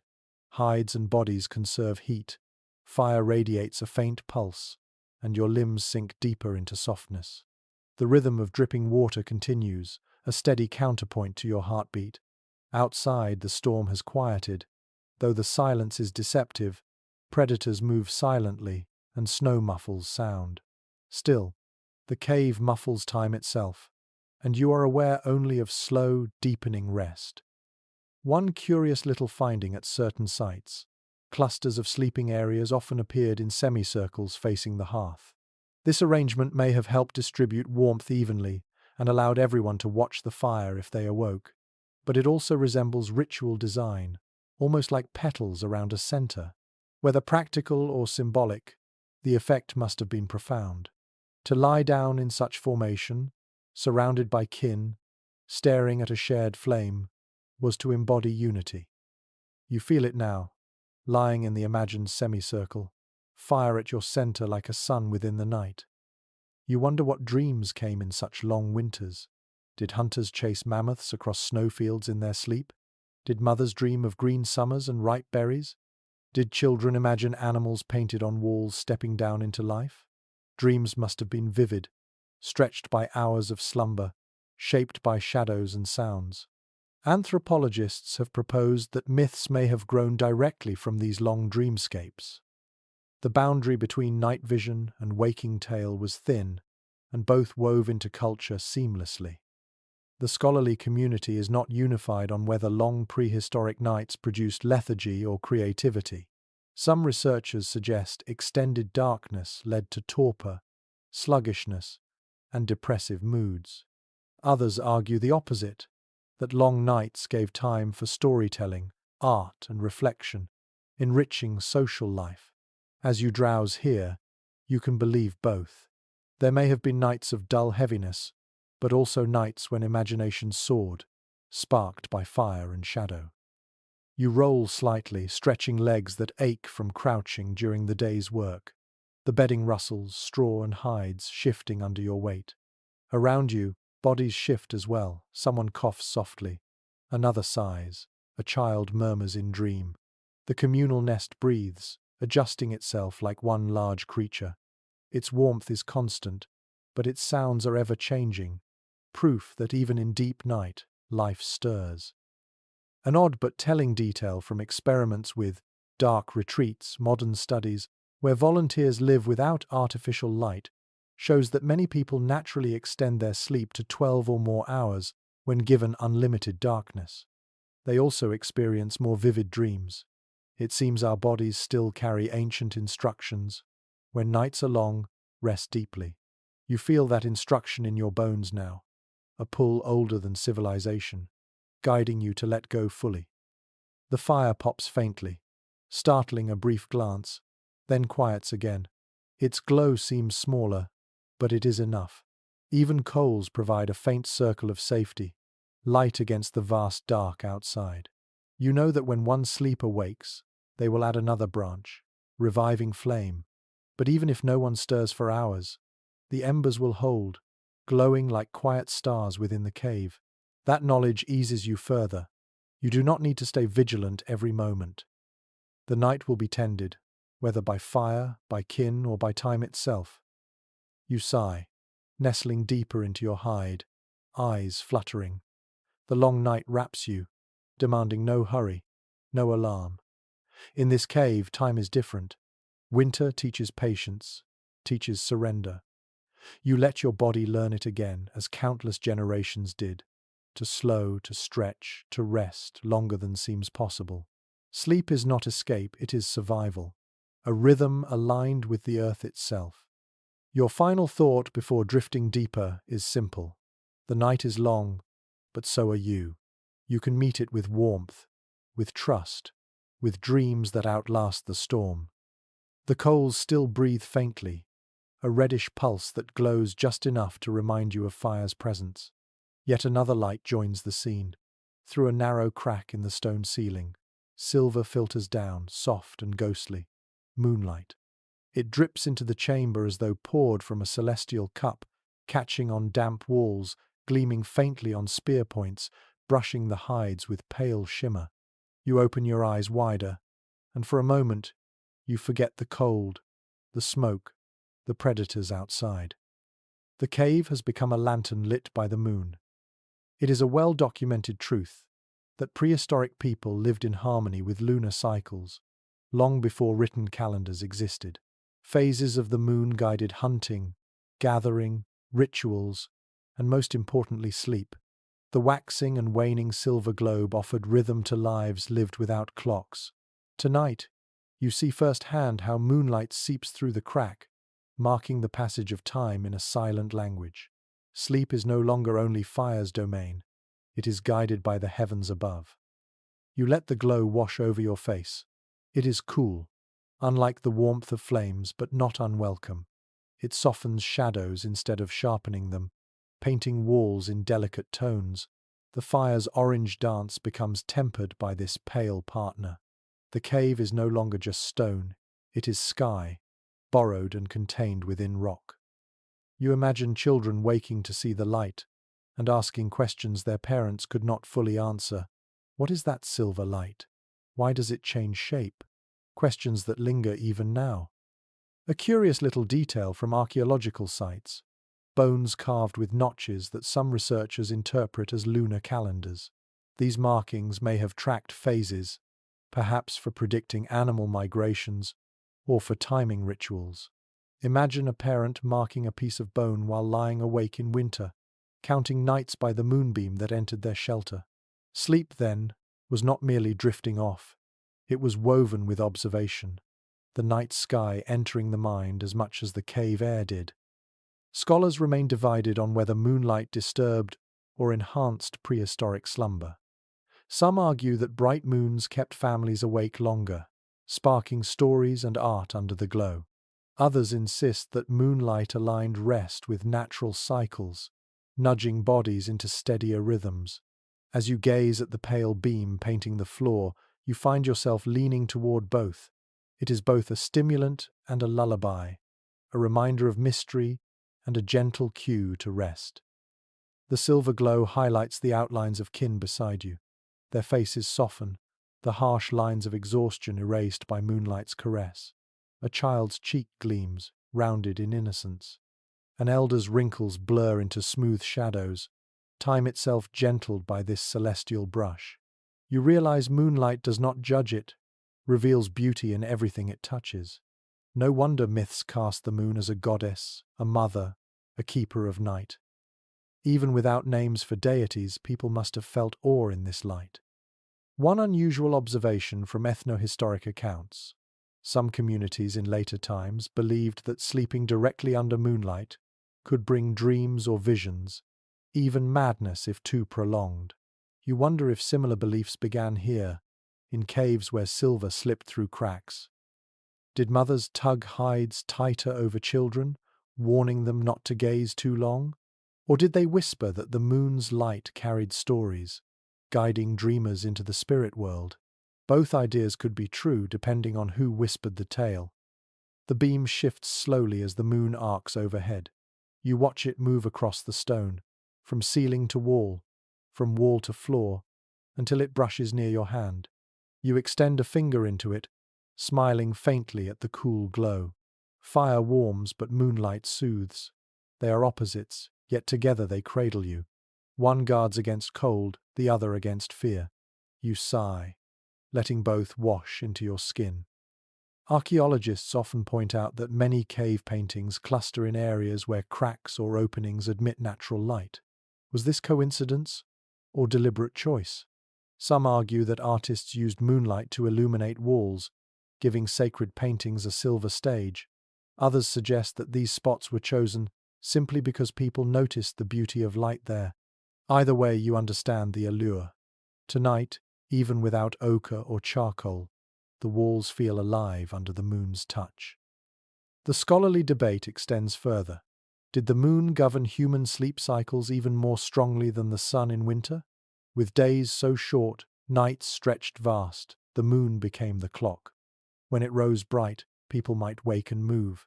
When it hid, people slept deeper. The truth is uncertain, but as you lie here, lulled by its glow, you sense the moon's command. Your body bends to it without resistance. The silence of the cave is deeper now, broken only by water's drip and the occasional sigh of kin. Yet the moonlight changes silence itself, making it feel sacred rather than empty. You think of it as a gift, proof that the outside world still exists, that stars and skies remain even when walls surround you. Perhaps your ancestors saw the moon as a visitor, peeking in to check on their safety, to bless their rest. A peculiar tidbit emerges from folklore collected in later ages. People often believed dreams under full moons were more vivid, sometimes prophetic.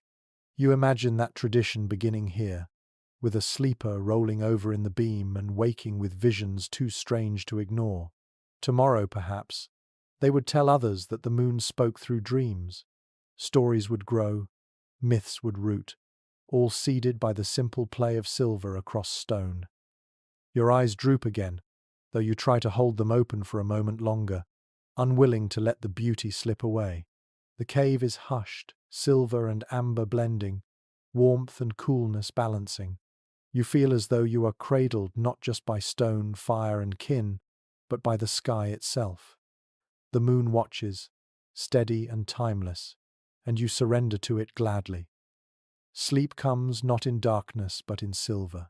You drift into dreams under the gaze of a celestial companion, safe within stone, guided by the rhythms of night that shaped humanity from its beginning. The silver thread of moonlight thins as clouds drift across the sky, leaving the cave darker once more. In the hush that follows, another sound rises to fill the space, a long, low call that carries through the night. An owl. Its voice pierces the stillness, echoing between stone walls, then fades into silence again. You lie very still, ears tuned to its rhythm, half startled, half soothed.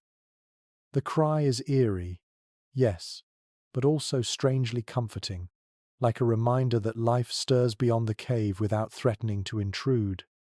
Most archaeological evidence suggests that prehistoric people lived in landscapes teeming with nocturnal sounds, wolves howling, owls calling, foxes yipping. Without modern insulation or glass, these noises entered directly into their sleep, shaping rest in ways we can barely imagine today. For some, the calls must have been unnerving. For others, they were lullabies, steady signals of a world still functioning as expected. To your ancestors, silence itself may have been more alarming, for silence meant absence of life, perhaps danger. You listen again. The owl calls a second time, deeper now, closer. The sound bounces around the chamber, its timbre altered by rock. In this acoustic theatre, one bird becomes many, as though the cave itself joins the chorus. Some anthropologists believe early people connected these echoes with the supernatural, interpreting nocturnal cries as messages from unseen realms. The cave amplified those beliefs, turning simple calls into voices of spirits. An unusual note comes from folklore. Across many cultures, owls later became symbols of wisdom, death, or prophecy. It's not hard to imagine why. Their eyes glowed in firelight, their calls echoed unnaturally, and their presence was strongest when humans were most vulnerable at night. Perhaps those associations began here, in caves where children stirred under firs at each haunting hoot. Elders may have explained it away with stories, turning fear into meaning.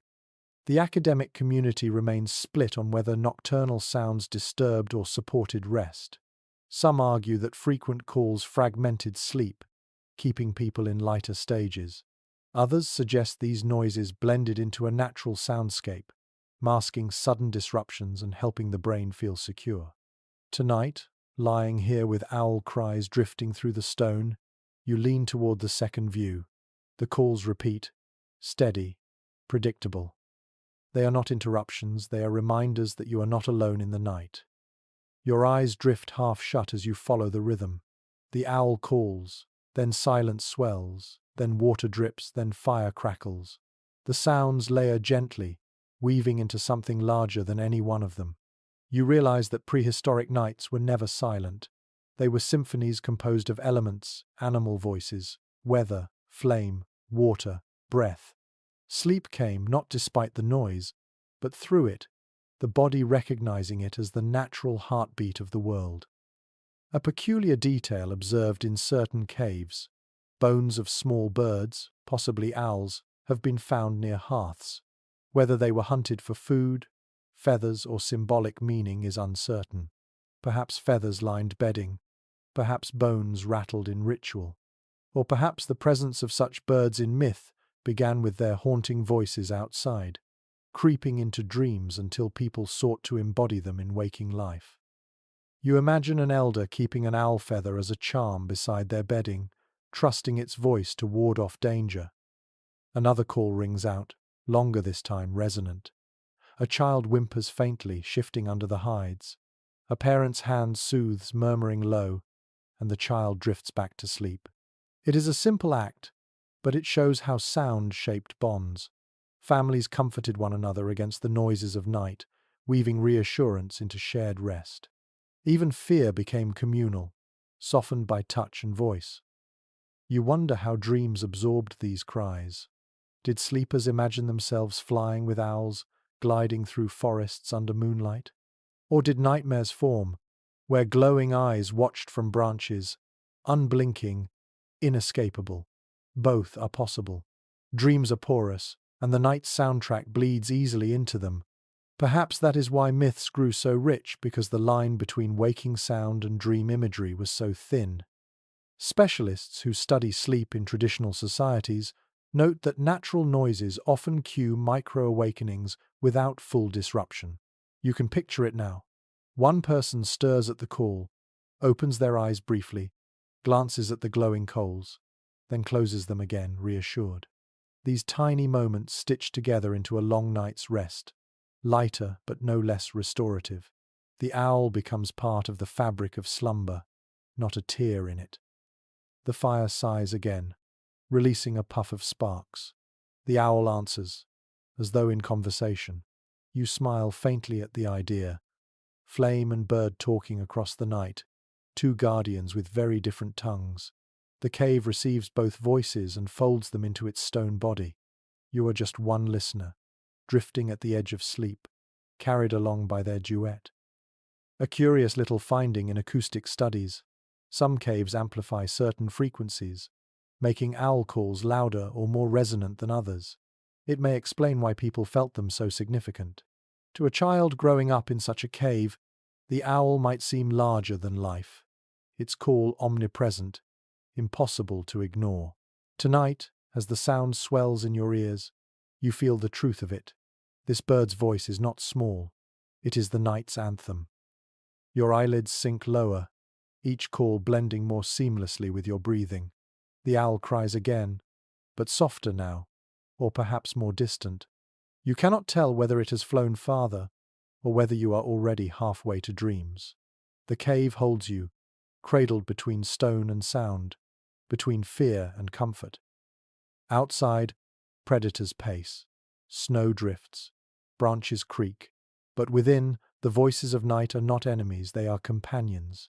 You surrender to them, letting their rhythm carry you across the threshold. In this cave, in this winter, even the owl's haunting song becomes a lullaby. Your belly feels heavy now, stretched after the evening's meal. The faint taste of fat still lingers on your tongue, smoky and rich from the fire.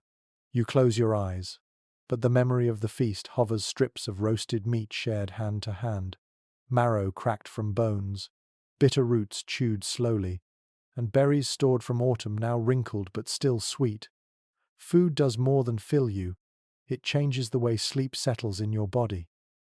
Excavations of Paleolithic sites often reveal heaps of animal bones near hearths, charred on the edges, telling stories of what families ate before curling into hides.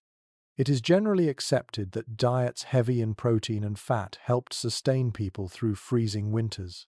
The body burned slowly, releasing heat long into the night. A belly warmed with reindeer meat or mammoth fat meant rest came faster, steadier. Tonight, you feel it yourself, the warm tide of food spreading outward, coaxing muscles into slackness. You roll slightly on your bedding, hearing straw creak beneath, and sense how food's weight anchors you. Sleep isn't only about fire, hides, or kin, it's also about what you've eaten. An empty stomach would gnaw restlessly, waking you with hunger pangs. A satisfied one drapes you in heaviness. Modern research echoes this truth. High protein, high fat meals often induce drowsiness, as the body diverts energy into digestion. It seems science and instinct walk the same path. A curious little discovery from analysis of prehistoric dentalware shows traces of starch grains and plant fibers, proving that meals weren't all meat. People dug for roots, gathered nuts, dried fruits, even stored tubers for lean months. Imagine chewing on a tough root before bed, its earthy bitterness coating your mouth. Not a luxury, but a reminder that variety existed even in scarcity. Each bite shaped the night's rest differently, meat sedating, roots steadying, berries lightening the mood. Anthropologists continue to debate whether heavy meals late in the evening improved or disrupted sleep. One view suggests that digestion created warmth, perfect for slumber. Another argues that it stirred the body, making dreams restless or waking more frequent. Perhaps both are true depending on what was eaten, how much, and how weary the body already was. Tonight, though, your own experience leans toward the first. Full, warm, and exhausted, you feel sleep pulling stronger than ever.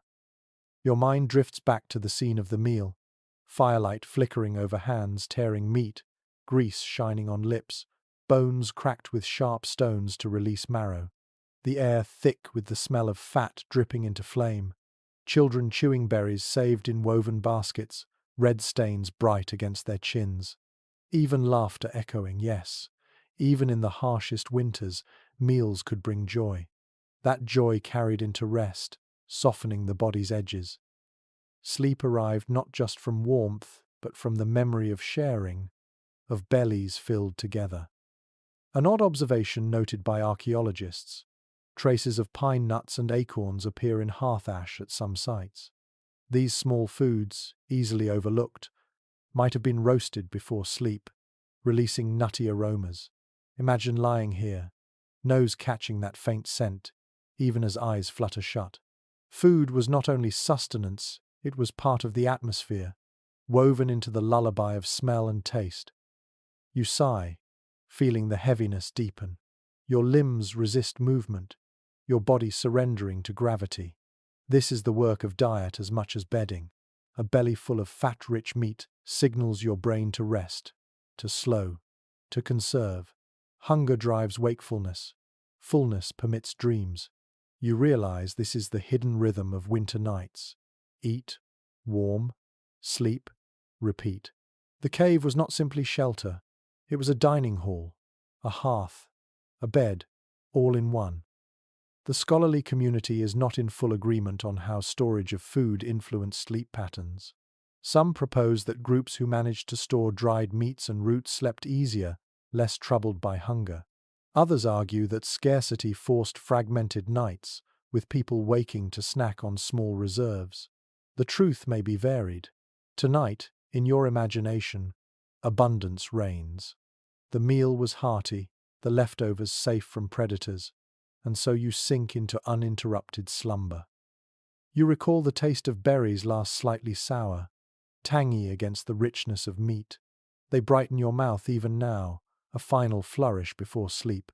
Perhaps children clung to such flavors in dreams, imagining summers of abundance as they curled in winter hides. Food wasn't just fuel, it was memory. It was promise. To drift into dreams with a taste of sweetness must have softened even the harshest night. Another curious tidbit. Coprolite analysis, yes. Ancient preserved waste shows evidence of medicinal plants consumed alongside meals. Some may have acted as mild sedatives, easing coughs or calming stomachs. Imagine chewing bitter leaves before bed, grimacing, but knowing they'd help you breathe easier. Medicine disguised as supper, leading straight into calmer sleep. Even without knowing the chemistry, instinct guided people toward plants that helped rest. The fire crackles faintly, belly warm, body heavy. You let yourself recall the rhythm of eating, the sound of bones breaking, the murmur of kin in satisfaction. These echoes fade now into slower breaths. The meal transformed into warmth inside you. Your body thanks the feast by surrendering, muscles melting into straw and fur. Outside, predators still sniff at scraps. But inside, fullness guards you. Hunger has no claws tonight, no teeth gnawing in the dark. You are safe in body and mind, carried into dreams not only by warmth and shadows, but by the steady anchor of a satisfied belly. Your last conscious thought is simple and deeply human. I am fed. I can rest. The cave is warm with breath and fire, but the air grows heavy. You inhale and notice something new, a resinous sharpness, a faint sweetness threading through the smoke. Someone has tossed a chunk of pine sap into the embers. It hisses, sputters, and releases a fragrance so distinct it cuts through the damp. The scent clings to your nostrils, soothing and invigorating at once. Archaeological findings from sites in Europe and the Near East reveal charred traces of resin and herbs in hearth ash, suggesting people intentionally burned plant material not only for light, but for scent and function. Many researchers accept that pine, juniper, and other evergreens were valued for their cleansing smoke. The aroma wasn't decoration. It eased breathing, masked harsher smells, and perhaps even discouraged insects. Tonight, you feel the air shift immediately, less oppressive, more breathable, as if the cave itself exhales in relief. You lean closer to the fire, watching the resin bubble and pop. Its sticky body liquefies, oozing like honey before turning black. The smell deepens, sharp yet pleasant. It mingles with the musk of hides, the mineral damp, and the char of meat, layering the cave's atmosphere into something richer. To you, it feels almost medicinal. Your chest opens slightly, your cough eases. You wonder if your ancestors noticed the same, learning over time that certain plants made nights easier. One odd but telling detail from experiments. Burning pine resin releases antimicrobial compounds. While prehistoric people could not have known the chemistry, they may have recognized the effect: fewer coughs, fewer infections, cleaner air. Imagine them carrying bundles of resin, precious as firewood, reserved for winter nights when illness stalked. Inhaling now, you understand why. The air feels lighter, and your mind begins to quiet. Interpretations differ when it comes to whether herbs were burned deliberately for ritual or simply tossed in as fuel. Some scholars argue that aromatic plants played a spiritual role, carrying prayers in their smoke. Others insist it was pragmatic. Resin was sticky, flammable, and convenient. Perhaps both are true. Practicality and spirituality often blend in human life. Tonight, you suspect the ancestors enjoyed the dual benefit: cleaner lungs and calmer spirits.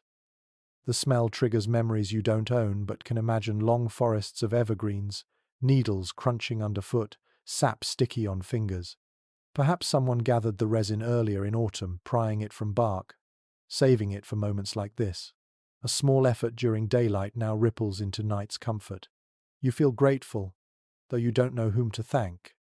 The fire hisses louder as another piece is thrown in. Smoke thickens briefly, then spreads evenly through the chamber. Children cough at first, but then settle, their breathing quieter. An elder murmurs approval. The bedding shifts as bodies resettle. You realize this ritual, adding resin, might have been as much a nightly act as feeding the flames.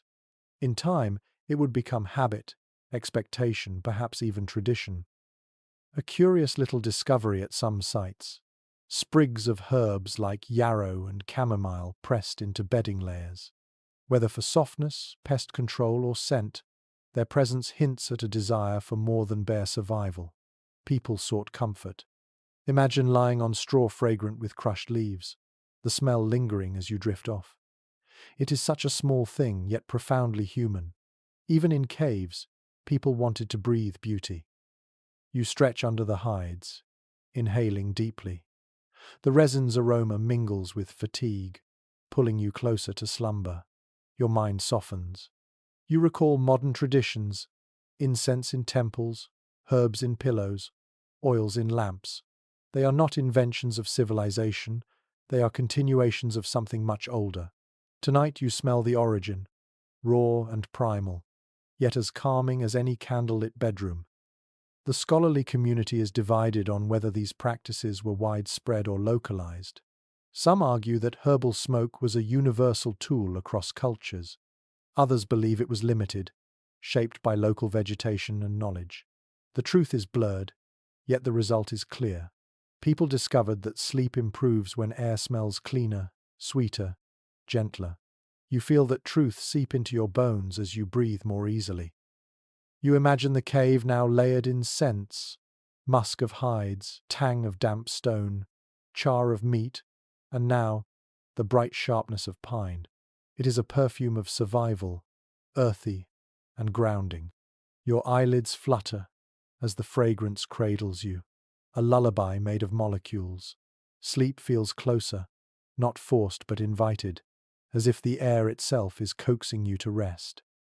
One unusual observation: in some cave chambers, resinous deposits are found far from hearths, smeared on walls or mixed into paints.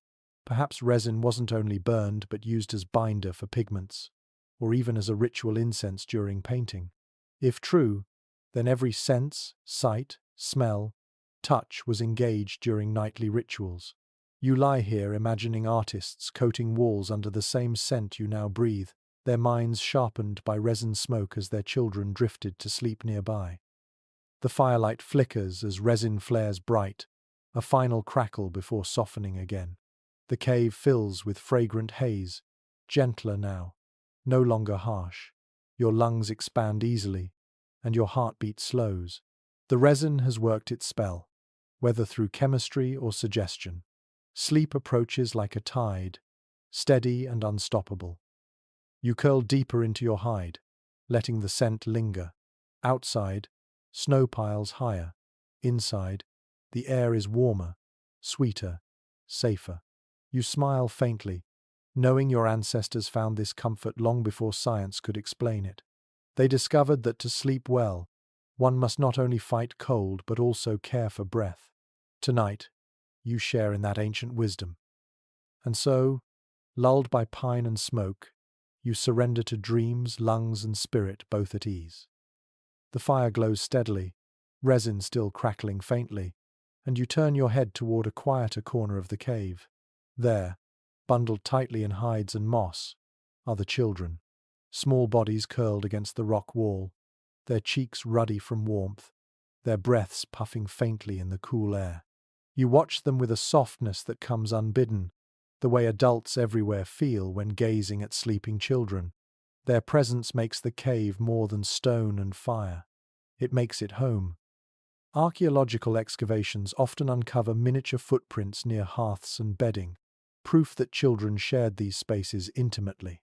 It is widely accepted that even in prehistoric nights, little ones slept close to parents, wrapped in communal furs for both warmth and protection.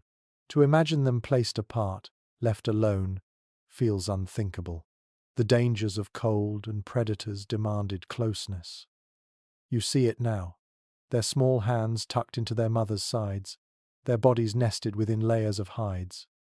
One curious little finding from South African sites shows bedding layers interwoven with softer grasses, possibly chosen for children.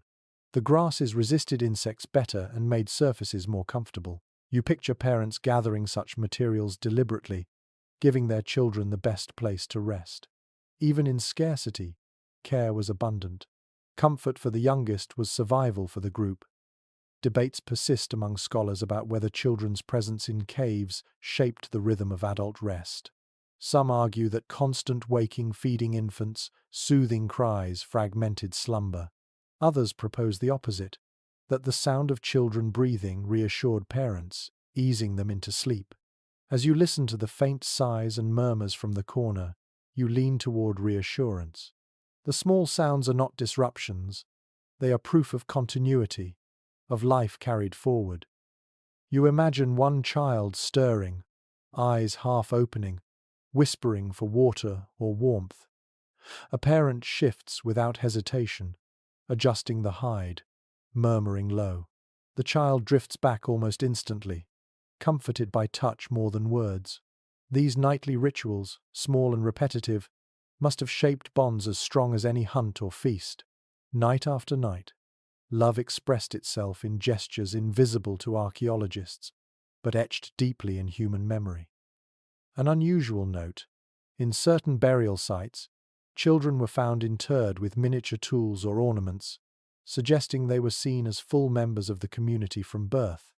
If such care was given in death, how much more must it have been given in life, particularly in fragile winter nights? You look at the little forms sleeping now, and you know that every adult in the cave watches over them, even unconsciously, as part of the group's unspoken pact. You roll slightly, bedding rustling, and realize how much children must have influenced stories told by the fire. Their questions, their fears, their laughter all wove into the fabric of night.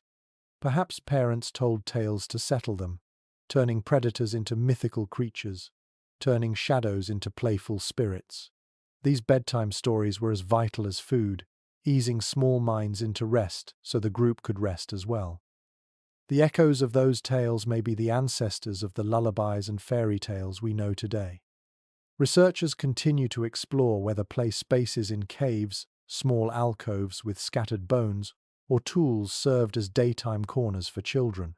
If so, then the transition at night, when play gave way to sleep, must have been profound. Imagine a child falling asleep under the same wall they had earlier used to play shadow games, laughter turning to snores, imagination to dream. Even in prehistory, childhood had its cycles, familiar and comforting. One odd but telling discovery: beads and shells sometimes found near child remains suggest that adornment, perhaps even toys, accompanied them. Did children clutch these trinkets while sleeping? Did parents tuck charms into their bedding to guard against nightmares? The thought feels tender, almost too modern to be true, yet entirely possible. Even in caves, the instinct to comfort children with objects of beauty may have existed. You watch as one child stretches in slumber, a small fist opening, then curling again. The movement is fragile, delicate, and yet it carries the weight of survival. Each child's rest meant the continuation of the group. Every adult knew this instinctively. The hush of the cave is not only to protect sleepers but to protect the future itself. The scholarly community still debates whether high infant mortality shaped parental attachment into something more distant or more intense. Some argue that loss made bonds tentative. Others believe it only deepened parents' devotion, since each child represented precious continuity. In the glow of this cave, with furs wrapped tightly around little forms, you sense intensity. The tenderness here feels ancient, raw, but undeniable. These children are not just individuals, they are the tribe's heartbeat. You breathe deeply, inhaling the mingled scents of resin, hides, and smoke, and realize how much of this atmosphere is shaped by children. Their presence alters the soundscape, the pace, the very feel of night. A cave of adults might rest in heavier silence. A cave with children hums with faint whimpers, soft breaths, the occasional sleepy murmur. It is less still but more alive. You smile faintly, drifting closer to your own dreams, imagining that you, too, are tucked against a parent's side, guarded and cherished. Perhaps you even carry a charm in your small hand, a bead or feather, warm from the fire. The cave is vast, the winter fierce, the predators near, but in this cocoon, safety feels absolute. And so, as the children breathe steadily, their dreams mingling with the fire's glow, the entire group yields to the comfort of continuity. The youngest rest, and because of that, the oldest can rest too.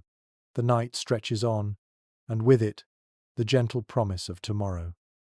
The hush of the children fades into another presence above your head. As you let your gaze wander up toward the walls and ceiling, faint lines emerge in the firelight. They are not cracks or shadows this time. They are deliberate strokes of ochre, smears of charcoal, patterns pressed by hands long ago. Painted animals peer down at you, bison broad, shouldered and proud, horses mid-gallop, deer with tall antlers branching like trees.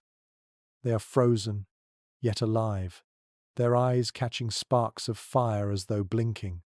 Archaeological discoveries at sites like Lascaux and Chauvet reveal that painted caves often doubled as living and sleeping spaces. Most experts accept that these images were not mere decorations, they carried significance. Perhaps spiritual, perhaps instructional, perhaps both. To sleep beneath them was to be watched by more than family, it was to lie under the gaze of spirits, of creatures larger than life, guardians or guides for the night.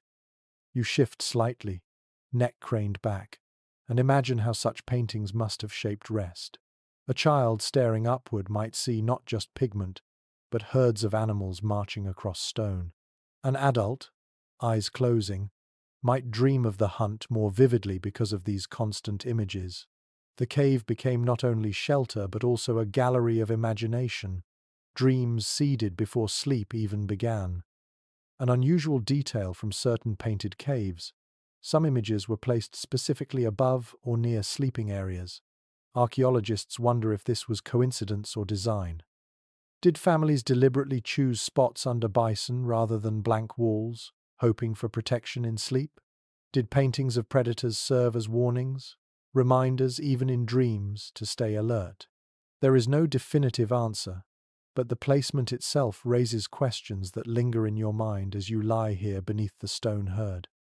Debates among scholars remain lively about whether these paintings were viewed only in rituals or seen daily by those who lived inside. Some argue the art was sacred, reserved for ceremonies deep in the caves, far from sleeping chambers. Others note that soot and ash near painted walls suggest fires burned regularly below them, meaning people lived with these images constantly. You, staring up at ochre forms, believe the latter. They are too present, too vivid, too close to ignore. The fire flickers, and shadows ripple across painted bodies. Suddenly the bison appear to move, the horse's legs to kick, the deer's antlers to sway. The illusion is startling but mesmerizing.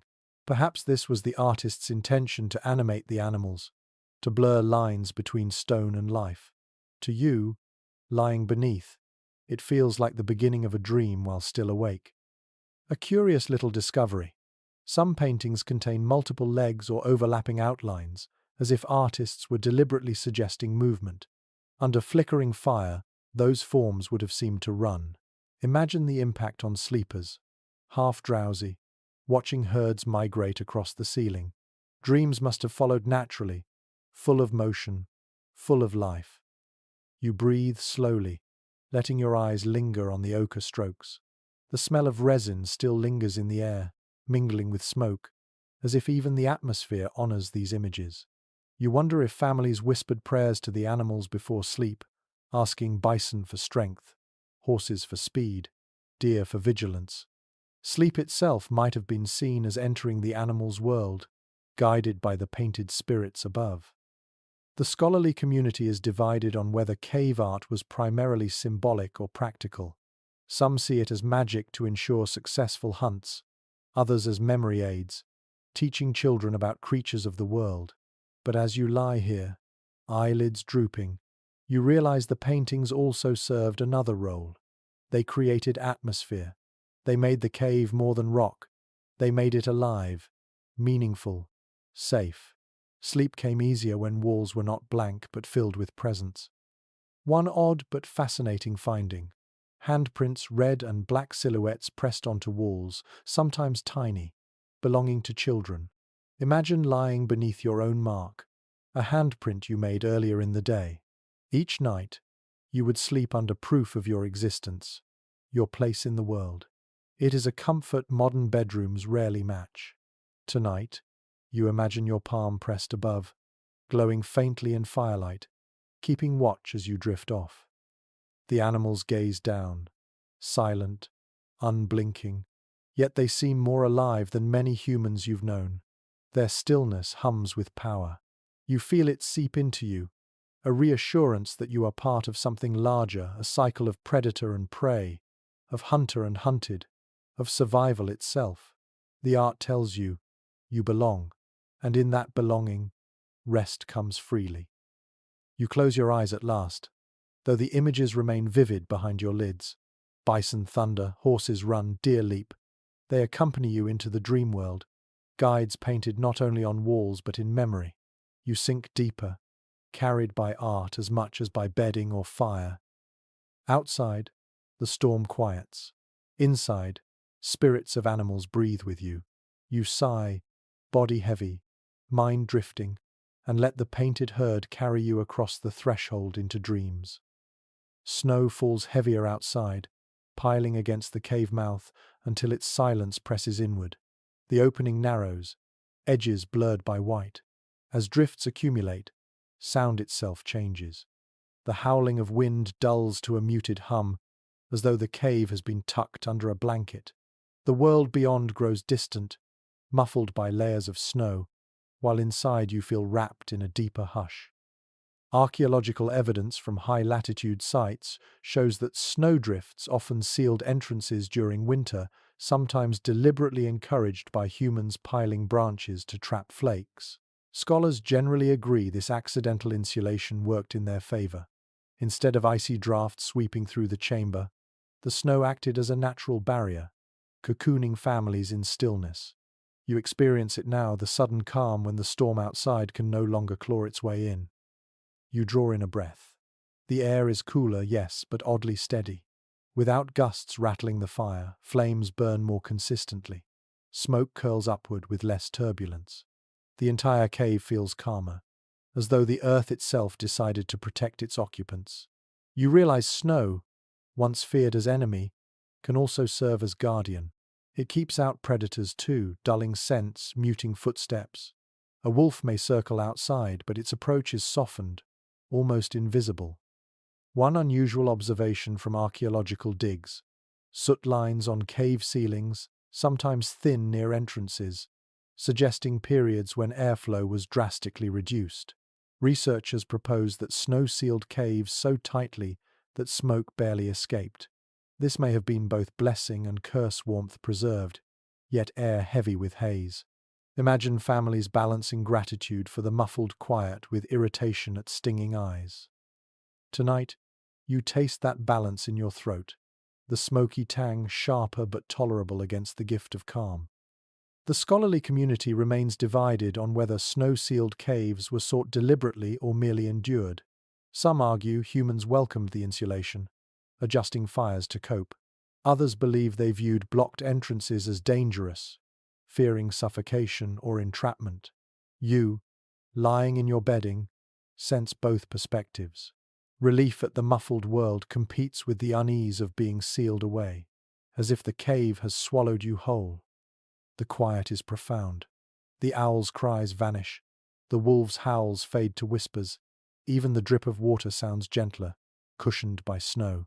It is as though you have entered a womb, encased in silence older than words. Your body responds, instinctively.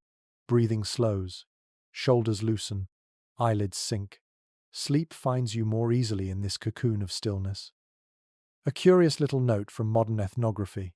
In Arctic communities, snow houses, igloos, create nearly identical effects. Warmth preserved, noise reduced, rest deepened. Though caves and igloos differ, the principle is the same.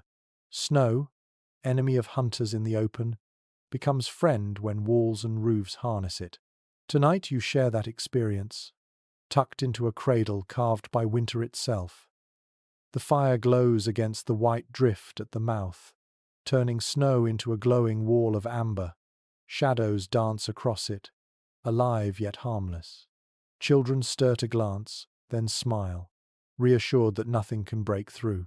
Adults shift, pulling hides tighter, acknowledging that for tonight, no wind will tear their slumber. The snow is both barrier and blanket, part of the cave's design. You exhale, noticing how sound changes inside your own chest. Without external noise, your heartbeat seems louder, each thump echoing faintly in your ears. You realize early humans may have experienced similar awareness, turning inward when the world outside muted. Perhaps they used such nights for deeper dreams, or even visions. Sleep becomes not just rest, but exploration of the inner self, when outside distractions vanish.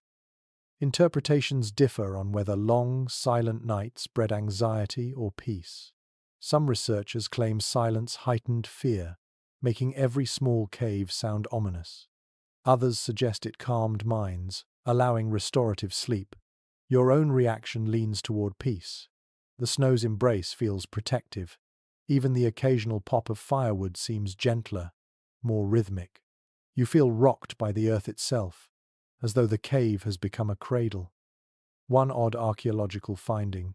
In certain sealed caves, ash layers were unusually thick, suggesting families let fires burn longer when ventilation was poor. Perhaps they feared the cold more than smoke. Perhaps they trusted the snow to filter air through tiny pores unseen. Either way, they slept under heavier haze, trading perfect breath for security. You sense the same now, lungs working harder, but heart steadier. Safety, once more, comes not in purity but in compromise. The snow muffles footsteps too. If predators pace outside, you cannot hear them. That ignorance is its own comfort. Sleep is easier without constant reminders of what lurks beyond. For one night, at least, you are deaf to danger. The world shrinks to fire, kin, stone, and your own breath. The longer you lie in the muffled silence, the heavier your body feels. Each sound grows distant. The crackle of resin, the drip of water, the sigh of hides shifting. They do not vanish, but they soften, layered under silence like pebbles under snow. Your brain drifts, lulled by absence, tricked into believing the world itself has gone still. It is the perfect stage for dreams. You close your eyes, breathing the smoky, resin-sweet air, and let the muffled night cradle you. Outside, storms rage, predators roam, snow piles. Inside, you rest in silence, sealed away, safe in the womb of winter. The cave is hushed, the snow piled thick against the entrance, and yet even in such stillness you feel a familiar ache creeping through your bones. The bedding is soft enough, the fire steady, but the stone beneath remains hard, unyielding. Your hips press into it, your shoulders complain, your knees stiffen. Age does not matter. Even the young wake with soreness after nights on stone. You shift slightly, seeking relief, but every movement reminds you of the cold ground beneath. Archaeological studies of early skeletons show telltale signs of wear: arthritic joints, compressed spines, and thickened bone growths. It is widely understood that prehistoric life was hard not only because of hunts and dangers, but because rest itself took a toll. Night after night on firm rock, no mattress beyond hides and straw, the body bore the marks of endurance. You can feel it now, how the ground itself leaves its memory in your muscles. You curl tighter, trying to find warmth and comfort together. The hides soften the worst of it, but stone pushes back, indifferent. Your ancestors adapted, their bodies toughened, their thresholds shifted, yet pain must have lingered. Imagine an elder groaning softly as they turned, joints swollen, back stiff. Younger kin would listen, perhaps offering extra hides, but nothing erased the hardness fully. Sleep came, but never without its price. A curious little finding from some burial sites is the presence of shells or flat stones smoothed and placed beneath bodies. Some researchers speculate they were pillows or supports for aching heads and necks. Others think they were symbolic offerings. Either way, the impulse is clear: to soften the unyielding earth, even just a little. Tonight, as your own neck strains against the floor, you imagine reaching for such a stone shaped by hand, cradling you into easier dreams. Scholarly debate continues about how much the cold contributed to these aches. Some argue that dampness and freezing temperatures worsened arthritis, making bones stiff long before old age. Others suggest genetics played the larger role. Both may be true. As you breathe the cool, smoky air, you feel how the chill seeps into joints, how the body reacts instinctively, curling to protect itself. Pain is not an exception, it is part of the nightly ritual. You listen to the others around you. Some snore deeply, exhausted into indifference. Others stir, shifting, coughing, muttering. The communal nest cannot erase discomfort, only share it. Perhaps the closeness helps misery spread across many shoulders is easier to bear. You think of how humans always sought companionship in hardship.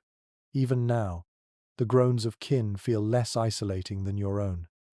An unusual observation from modern recreations of Paleolithic bedding.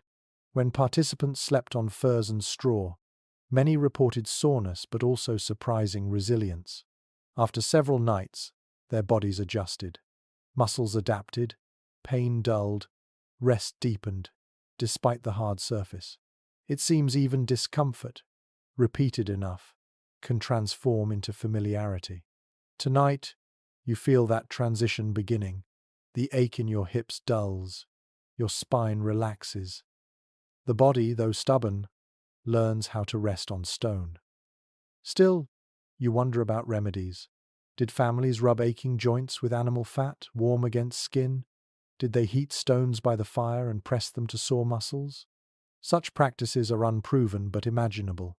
Necessity breeds invention, and the human need for comfort has always been relentless. You picture an elder pressing a warm stone to their knees, sighing in relief before sleep finally overtook them. The scholarly community is not unified on whether prehistoric aches shortened lifespans dramatically. Some evidence suggests many lived long enough to show advanced arthritis, meaning they endured discomfort for decades. Others believe chronic pain limited activity, leading to earlier deaths. The truth has always likely varied, but one thing feels certain: as you shift against the hides, pain did not stop life. It accompanied it, like smoke accompanies fire, ever present, sometimes irritating but survivable. You close your eyes, acknowledging the ache without fighting it. The trick is not to banish pain, but to fold it into the rhythm of night.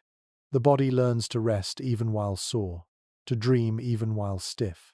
Perhaps that is the hidden strength of your ancestors, not that they avoided hardship, but that they slept in its presence, woke with it, carried it, and still endured. One odd but striking tidbit: some cave skeletons show healed fractures, meaning people survived serious injuries for years. That survival implies care. Others must have helped them, carried burdens, ensured they could rest. You imagine a hunter with a broken leg lying in this very bedding, tended by family, enduring nights of ache but surviving because others cared enough to keep them safe. In that tenderness lies the secret to humanity's endurance. Your eyelids droop again. The ache does not vanish, but it dulls into background, like the smoke or the drip of water. It is part of the cave, part of the body, part of life. And with that acceptance, You let yourself sink further into rest, trusting that even in discomfort, sleep will come. The fire sighs, the snow holds, the bodies around you breathe steadily. Pain lingers, but dreams rise anyway. You yield, proving again what your ancestors knew, that rest is not the absence of ache, but the art of surrendering despite it. The ache in your joints fades as you drift, but another sensation rises in its place, the pulse of breath. You become aware of it not only in your own chest, but in the chorus of bodies all around you. The cave itself seems to inhale and exhale, as though it is alive, filled with lungs beating in unison.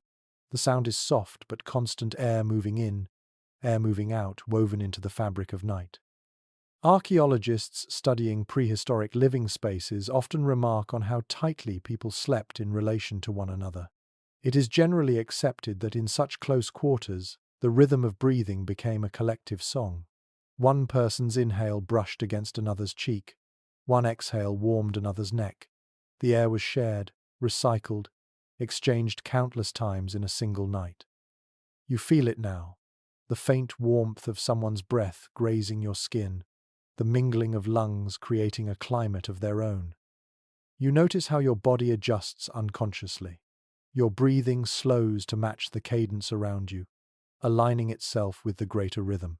Modern sleep research has shown that people in communal settings often synchronize their breath and even their heart rates. Perhaps this is why you feel calmer now, as if the group itself rocks you to sleep. It is not just you resting, it is all of you, together, like one animal with many hearts. A curious little finding in some caves is the pattern of blackened walls near low ceilings, proof that air was heavy and still. Smoke gathered, oxygen thin, yet people survived. Some researchers suggest that collective breathing may have trained bodies to tolerate such conditions, lungs adapting to less than perfect air. Tonight you notice it yourself. Each inhale a little thicker, but easier because everyone breathes the same. Shared adaptation becomes shared resilience. Scholars remain divided on whether this communal breathing was purely practical or held symbolic meaning. Some argue it was simply consequence of proximity. Others propose that people may have seen it as proof of kinship, the literal sharing of life force, breath blending into breath. You can almost imagine an elder explaining to a child, "See, our spirits are together. We breathe the same air. That is why we survive." Whether fact or metaphor, the effect is undeniable. You let your ears open wider, listening not to one voice but to the chorus. A child breathes quickly, shallow and high-pitched. An elder breathes slow, a rumble deep in the chest. Between them, adults fall somewhere in the middle, creating layers of sound. It is imperfect, yet strangely harmonious, like a song without instruments. Each exhale is a note, each inhale the pause before the next. An unusual observation from sleep experiments with traditional groups. Participants reported feeling uneasy when forced to sleep in silence alone. In contrast, hearing others breathe near them deepened their rest. The sound was reassurance, proof of safety. Tonight you feel that truth in your bones. Each inhale around you is like a guard's signal. I am alive. I am here. You are not alone. You exhale slowly, matching the rhythm of the person beside you. The warmth of their breath mingles with yours, and you smile faintly at the intimacy of it. No romance here, no embarrassment, only survival. To breathe together is to live together. In winter's heart, this truth is more powerful than any spear. One odd but touching detail emerges from ethnographic accounts. In some cultures, breath was thought to carry pieces of the soul. To share breath was to share spirit. If similar beliefs existed in prehistory, then sleep itself may have been seen as a merging of lives, souls braided together through exhalations. Tonight, you sense the poetry of it. Dreams may not belong to you alone, they belong to the shared air of the cave. The fire flares briefly, then dims again. Shadows move across sleeping faces, but breathing remains steady. Even in shifting light, the rhythm holds, unbroken. You realize that in such conditions, even waking in the night would feel different. To sit up, to look around, to hear everyone breathing it would ease fear immediately. Nothing is more calming than proof that the group endures. The scholarly community continues to discuss whether such tight living conditions caused disease to spread faster. Some argue it did, and skeletal evidence of infections supports the concern. Others counter that the benefits of shared warmth and safety outweighed the risks. As you breathe in smoky, recycled air, you feel both truths pressing in. Illness was always possible, but loneliness would have been far deadlier. Your eyelids droop, and the chorus grows softer, blending until you cannot tell whose breath is whose. The cave becomes a lung, rising and falling, sighing with life. You are part of it, inseparable, carried by the group's rhythm. Even dreams begin to echo with breath, each image tied to inhale and exhale. One peculiar tidbit.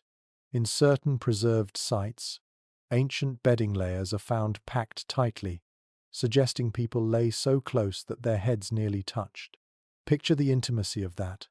Breath-brushing hair, warmth sealing gaps.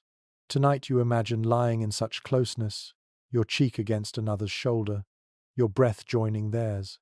There is no privacy here, but there is profound comfort. You close your eyes fully, surrendering to the rhythm. The cave sighs. You sigh. Kin sigh. All together, one tide of air. The world outside may be wild, sharp, merciless, but inside this chamber breath is shared, and in that sharing lies safety. Your last thought before dreams is as simple as the act itself. I breathe, you breathe, we breathe. Therefore we rest. The chorus of breathing steadies you, but then another sound rises above it, a voice, soft and low, almost a whisper. An elder speaks. Their tone is not commanding, not even conversational, but lulling, like water slipping over stones. The words are simple, perhaps half-formed, yet they catch your attention in the drowsy dark. It is a story, and in this cave, a story is as essential as fire. Archaeological traces cannot capture words, but ethnographic parallels suggest that oral storytelling is among the oldest human traditions. Around fires, under hides, families passed the hours with tales of animals, ancestors, spirits. It is generally agreed that such stories were not only entertainment, they were memory, teaching, comfort. Tonight you listen as the elders' murmur weaves through the chamber, carrying images that soothe even as your eyelids sink. The tale begins with a great stag, its antlers stretching wider than the trees, wandering across snowy plains. You picture it clearly, the firelight painting shadows on the walls to match the description. Children shift in their bedding, drawn half awake by the familiar cadence. Adults smile faintly, knowing the story as well as their own names. It has been told many times, yet repetition is part of its charm. The stag always wanders, always triumphs, always reminds listeners of strength in lean times. One curious detail from later hunter-gatherer groups. Bedtime stories often mirrored the practical world, hunting animals, surviving winters but clothed them in magic. They taught children how to live, while also giving adults a sense of purpose. The line between myth and manual blurred. You feel that blending now as the elder describes the stag scraping snow to find hidden grasses. It is both fantasy and instruction, teaching patience and endurance. Scholars remain divided on whether these tales were purely pedagogical or spiritual. Some argue they were mnemonic devices, practical lessons remembered through rhythm. Others insist they were sacred, a way of calling animal spirits into dreams. You, half drifting, sense both. The story soothes and instructs, comforts and elevates. It turns survival into meaning. The fire pops, scattering sparks, and the elder's voice lowers further, almost conspiratorial. The children lean in instinctively, though they are already half asleep. The stag meets a wolf in the tale now, and tension hums briefly, but the wolf bows, respecting the stag's strength. Children's eyes close fully at that point, satisfied. conflict has resolved. Sleep comes easier with endings that reassure rather than frighten. An unusual observation from caves with painted walls. The images often align with themes of oral tales still found among indigenous groups today. Bison, deer, horses, all play starring roles. Though the exact words are lost, the continuity of imagery suggests deep roots. Tonight's story may be one of countless variations across time, stretching backward like the stag's trail across snow. The elder continues, voice thinning, words spacing farther apart. Even their storytelling reflects the rhythm of sleep, slowing until silence fills the gaps. Perhaps this is deliberate, a technique honed over generations. Speak until the listeners drift, then stop. A story does not need a final line. Sleep provides the ending. One odd but delightful tidbit. Modern researchers in dark retreats sometimes begin speaking to themselves aloud before sleep, finding that stories calm their minds. It suggests that the instinct to tell tales before resting is ancient, built into our species. Without it, silence can feel too wide, too empty. Tonight you are grateful for the voice, for the cadence, for the words that carry you gently across the edge. The scholarly community debates whether such tales were communal or individual. Some argue everyone contributed, each adult offering fragments until the story grew like a braided rope. Others believe one elder often held the role of storyteller, keeper of words. You imagine both at different times, but tonight one voice dominates, steady and soothing, guiding all toward dreams. Your body grows heavy, and your mind slips into the imagery. The stag, the wolf, the snow, they are no longer outside you but inside, shaping dreams. Story becomes dream without seam. You wonder if the elder planned it that way, planting seeds in minds so that sleep continued their work. Instruction, myth, memory, all carried forward through dreams born in firelight. The last words trail off. The elder sighs, their own breath slowing as they finally join the slumbering group. The cave is quiet again, but not silent. The story lingers, glowing faintly in the minds of listeners, blending into the rhythm of breath and the flicker of coals. Sleep now belongs to everyone. You close your eyes fully, the stag's antlers stretching across the ceiling of your dream. The cave has given you warmth, food, breath, and now words. Together they cradle you, guiding you deeper. The elder's voice has faded, but its echo remains in the cave's stillness. Now, as your body sinks deeper, your mind wanders into the fragile terrain of dreams. Images arrive unbidden, flickering herds on the walls turning to life, snowfields stretching endlessly, predators with glowing eyes circling just beyond reach.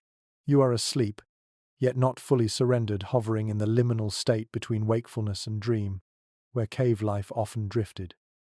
Anthropologists studying traditional societies note that dreams were not private matters but shared resources. It is widely believed that prehistoric people treated dreams as messages, visions to be retold around the fire at dawn. A dream of a bison could be omen, instruction, or reassurance. To sleep was not just to rest, it was to consult the world beyond. You feel that weight now, each image in your mind heavy with meaning, as though the night itself is trying to teach you. The bison charges through your dream, its hooves pounding snow that glitters under a pale moon. It does not frighten you. Instead, it leads you forward, inviting you to follow. You sense that if you share this vision tomorrow, others will nod. Understanding that bison must be tracked soon, dream becomes strategy, a whisper of survival disguised as fantasy. A curious little detail from certain caves. Artifacts such as bone flutes or shells have been discovered near bedding layers. Some researchers propose they were used in rituals, perhaps to induce particular dream states. Sound and rhythm before sleep might have guided the mind into visions. Tonight you hear only the steady chorus of breath, but even that rhythm shapes your dreams, carrying you deeper into a landscape of animals and fire. Scholars still discuss whether dreams were seen as personal or communal property. Some argue they belong to the dreamer, unique and private. Others suggest they were collective, meant to be told aloud, analyzed, shared. In many indigenous traditions that survive today, dreams guide not only the individual but the group. You imagine tomorrow morning, hunters leaning in as you recount the bison, deciding together what it means. Your dream shifts. The owl's cry you heard earlier seeps into the imagery. Now you fly, wings silent, moving through forests of dark pine. You feel the cold air slicing past feathers that aren't yours, yet somehow are. Such transformations are common in dreams, and for your ancestors, they may not have been dismissed as illusion. To dream of becoming owl or wolf might have been interpreted as contact with those animals' spirits. Sleep, then, was a nightly initiation into other forms of being. An odd but fascinating tidbit. In some later traditions, shamans claimed their powers came from dreams, where animals taught them songs, cures, or hunting skills. While we cannot know for sure if Paleolithic dreamers held such roles, the possibility lingers. Perhaps one sleeper's dream guided the whole group, elevating them as intermediary between worlds.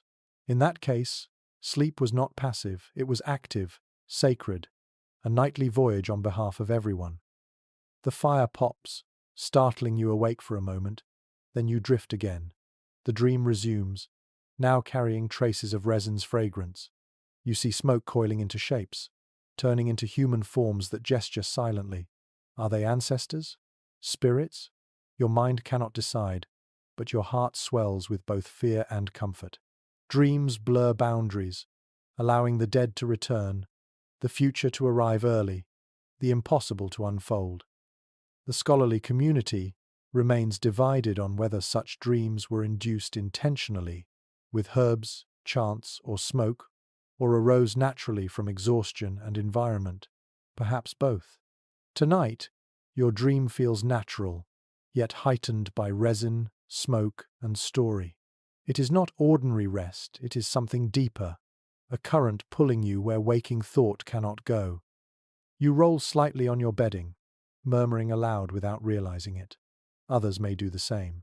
The cave hums softly with dream talk fragments of words, sighs, half laughs. Even in sleep, communication continues. Perhaps this two-shaped myth, when someone recited fragments of a dream while still unconscious, and others remembered them in the morning. The boundary between dreaming and storytelling was thin, porous. One peculiar observation from research into sleep cycles: REM sleep often arrives in bursts, accompanied by vivid imagery. In dark environments, without artificial interruptions, such cycles can stretch longer, leading to elaborate dream worlds.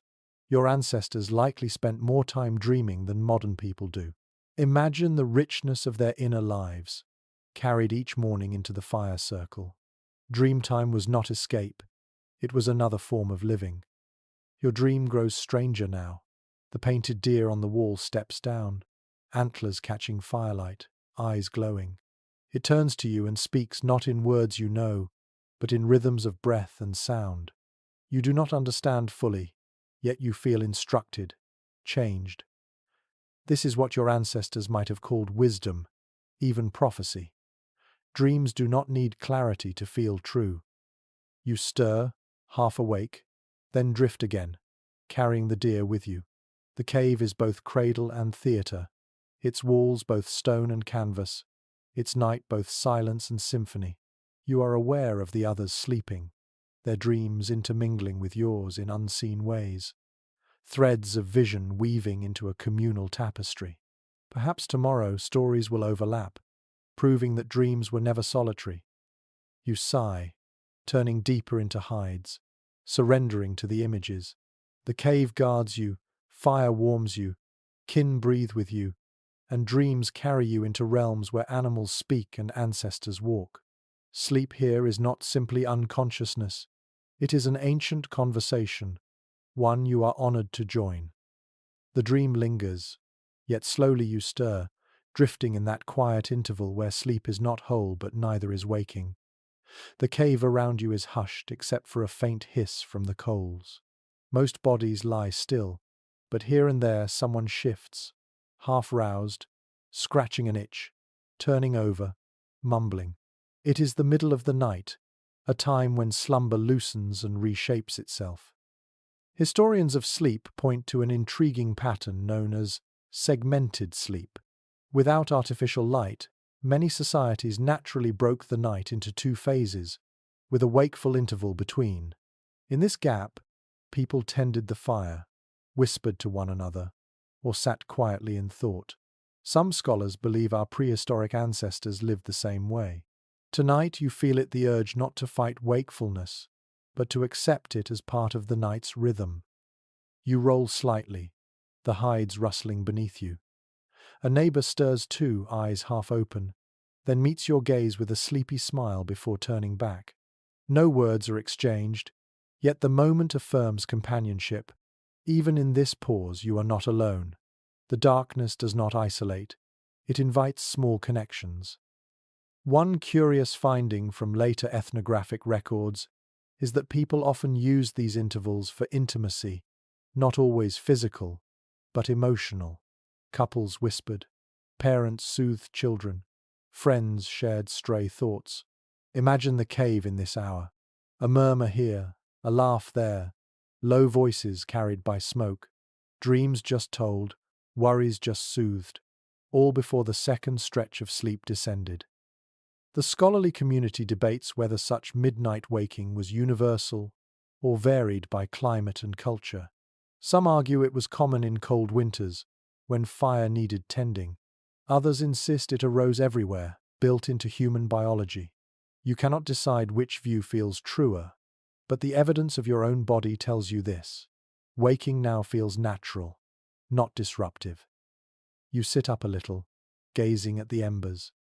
Their glow pulses like quiet stars, painting faint light across walls. A figure near the fire shifts, adding a branch, coaxing sparks into flame. The orange flare grows, shadows leap, then calm again. Such simple maintenance feels profound. To keep flame alive in this interval is to protect everyone's second sleep. An odd but telling tidbit. Experiments in total darkness show that people often wake after 4 hours, spend an hour in calm wakefulness, then return to bed. They describe the interval as peaceful, reflective, sometimes creative. Perhaps your ancestors too used this time to think, to dream awake, to plan hunts or tell secrets. Night was not a single block, but a woven pattern. Sleep, waking, sleep. You lean back against the cave wall, letting its chill seep into your back, while warmth still lingers on your front. This contrast sharpens your senses. You hear the faint crackle of wood, the muffled sigh of someone turning, the trickle of water in a distant corner. The silence between is not empty, it is rich, layered, alive. Nearby, a child whimpers in half-dream, and a mother draws them closer, murmuring softly. The sound is tender, almost musical. It reminds you how such intervals must have shaped bonds. Not every moment of parenting happened in daylight. Nights held their own rituals, comfort, reassurance, whispered promises that monsters would not cross the fire. Those promises were as vital as any spear. The fire settles, its smoke curling lazily. You lie down again, but your mind is not ready to plunge back into dreams yet. Thoughts wander. Perhaps prehistoric people, too, let their imaginations roam in this hour. Some researchers suggest that such intervals gave birth to reflection, even spirituality. With no distractions, only darkness and coals, the mind could wander farther than daylight allowed. Religion, myth, and philosophy may have been seeded in these drowsy pauses. A peculiar observation from some caves. Small carvings and etched bones are sometimes found near hearths, as if people whittled or scratched designs while others slept. Could these have been midnight projects, born in that quiet interval between rests? You imagine an elder carving spirals into bone while the rest of the group dreamed again, their hands moving in the silence, their thoughts drifting like smoke. You turn over, body settling deeper, finally ready for the second stretch of rest. Around you, the murmurs fade, one by one, until only breathing remains. The interval closes. Night gathers its folds again.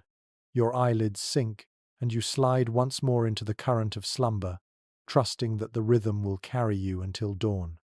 The cave sighs with you, stone and flesh synchronized.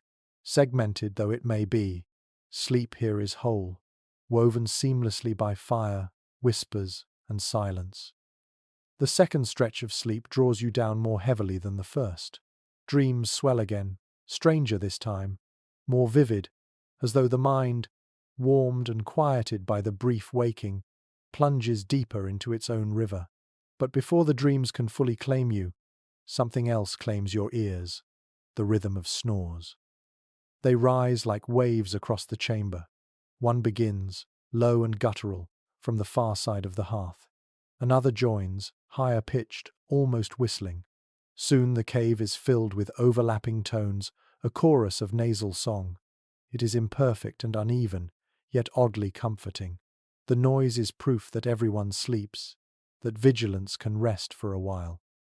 Archaeological evidence leaves no record of soundscapes, yet modern studies of group sleeping give clues.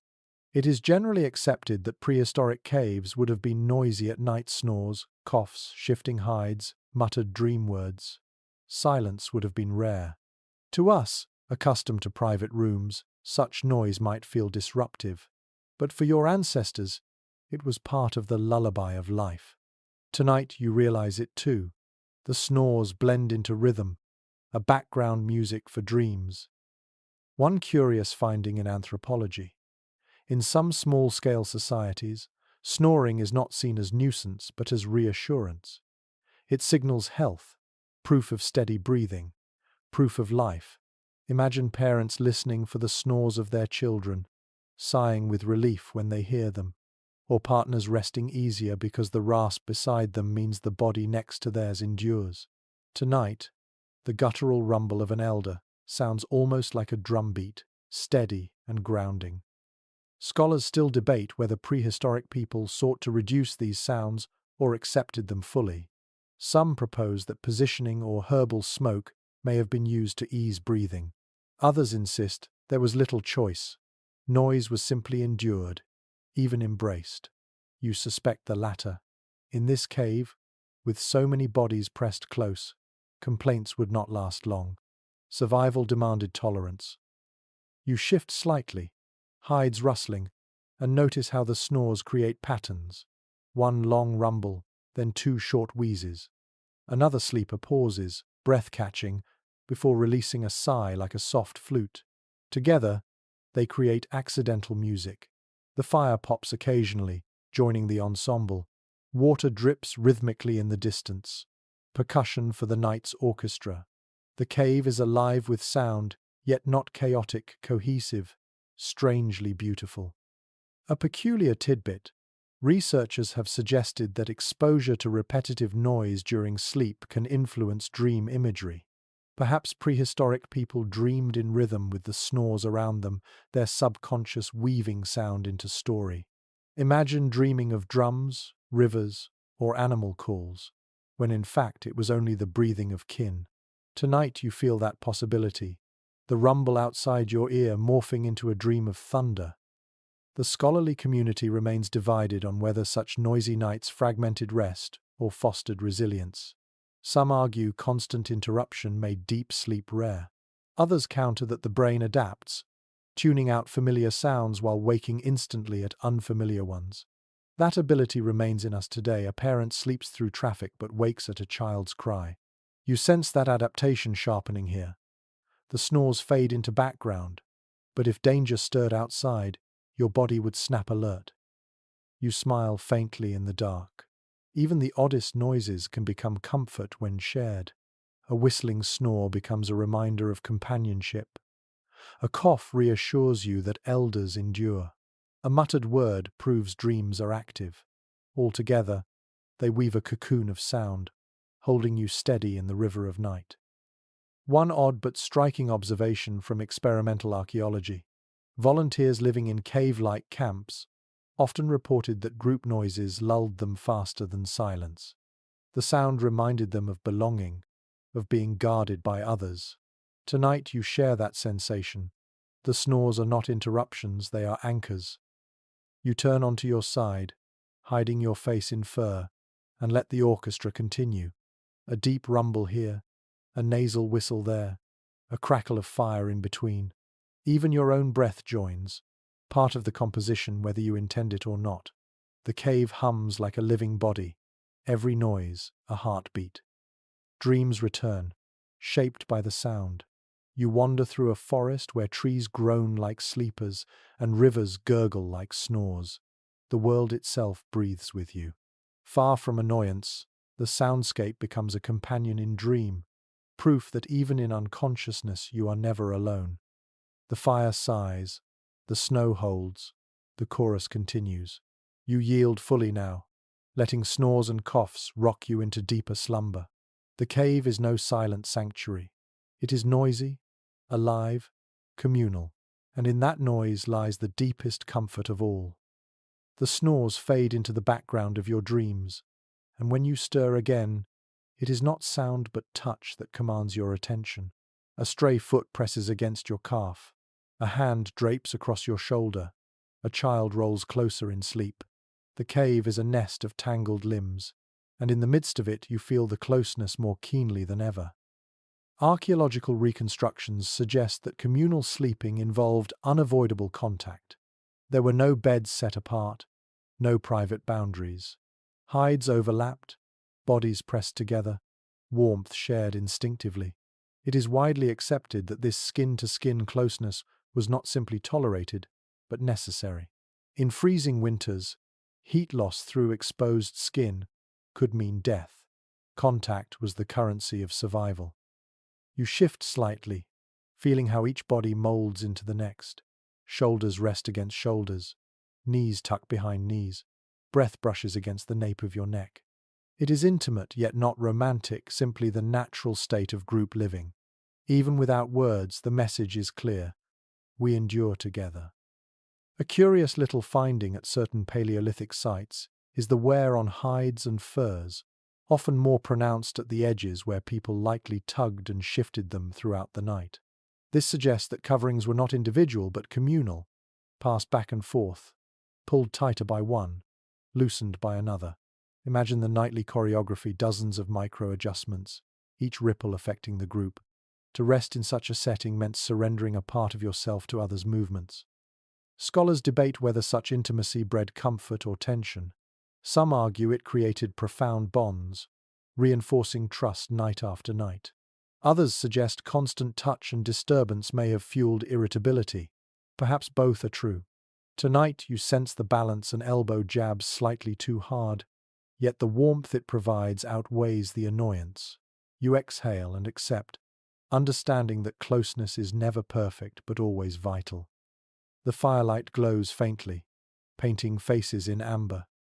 You watch a child nestled into a parent's chest, their breaths synchronized. Another pair of sleepers lie back to back, spines aligned like puzzle pieces. An elder rests with an arm stretched outward, two grandchildren tucked against it like roots around a trunk. The arrangements are unplanned yet meaningful, bodies forming constellations of comfort across the cave floor. An unusual note from modern studies of communal sleeping: when people share body heat, their core temperature remains more stable throughout the night, leading to fewer wake-ups. You feel this truth in your bones. The warmth against your skin is steady, reliable. Even when the fire dims, the living furnace of kin sustains you. You wonder how dreams respond to such closeness. Do minds, like bodies, overlap? Do shared touches shape shared visions? Some anthropologists suggest that group dreaming may have reinforced social unity, giving entire families similar imagery to discuss at dawn. It is not provable, yet as you drift, you sense that your dreams are not yours alone, they belong to the circle of limbs and warmth holding you. One odd but telling tidbit. Studies of heart rhythms show that when people sleep in contact, their pulses sometimes align, beating in unison. Imagine that happening here. Dozens of hearts sinking in the night. The cave itself becomes a drum, each thump echoing faintly through stone. You press your hand against a companion's chest, almost feeling it. Their rhythm calms yours, and together you settle deeper. The scholarly community remains divided on whether prehistoric people valued privacy in any modern sense. Some argue that closeness was all they knew, and solitude was unthinkable. Others insist individuals sought small moments apart at cave mouths, in side chambers, under separate hides. Tonight, in the middle of the circle, you lean toward the first view. Separation feels dangerous, alien. Here, closeness is comfort, privacy an unnecessary luxury. You turn, nestling deeper into the tangle. A hand slips from your shoulder, replaced by another. The warmth shifts but never fades. Even in movement, the group remains whole. You realize this is the essence of prehistoric sleep, not individual rest, but collective surrender.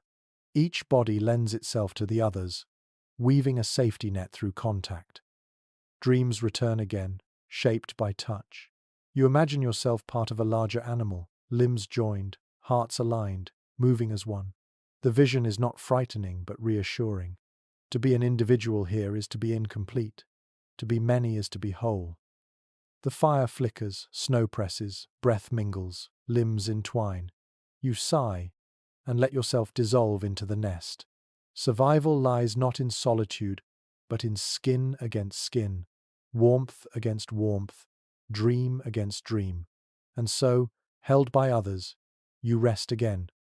The tangle of limbs holds steady, and you lie warm within it. But another element of the cave begins to press into your awareness. Water. A slow, steady drip echoes from a crack above, droplets falling into a shallow hollow in the floor. Plink, plink, plink. At first it is faint, almost ignorable.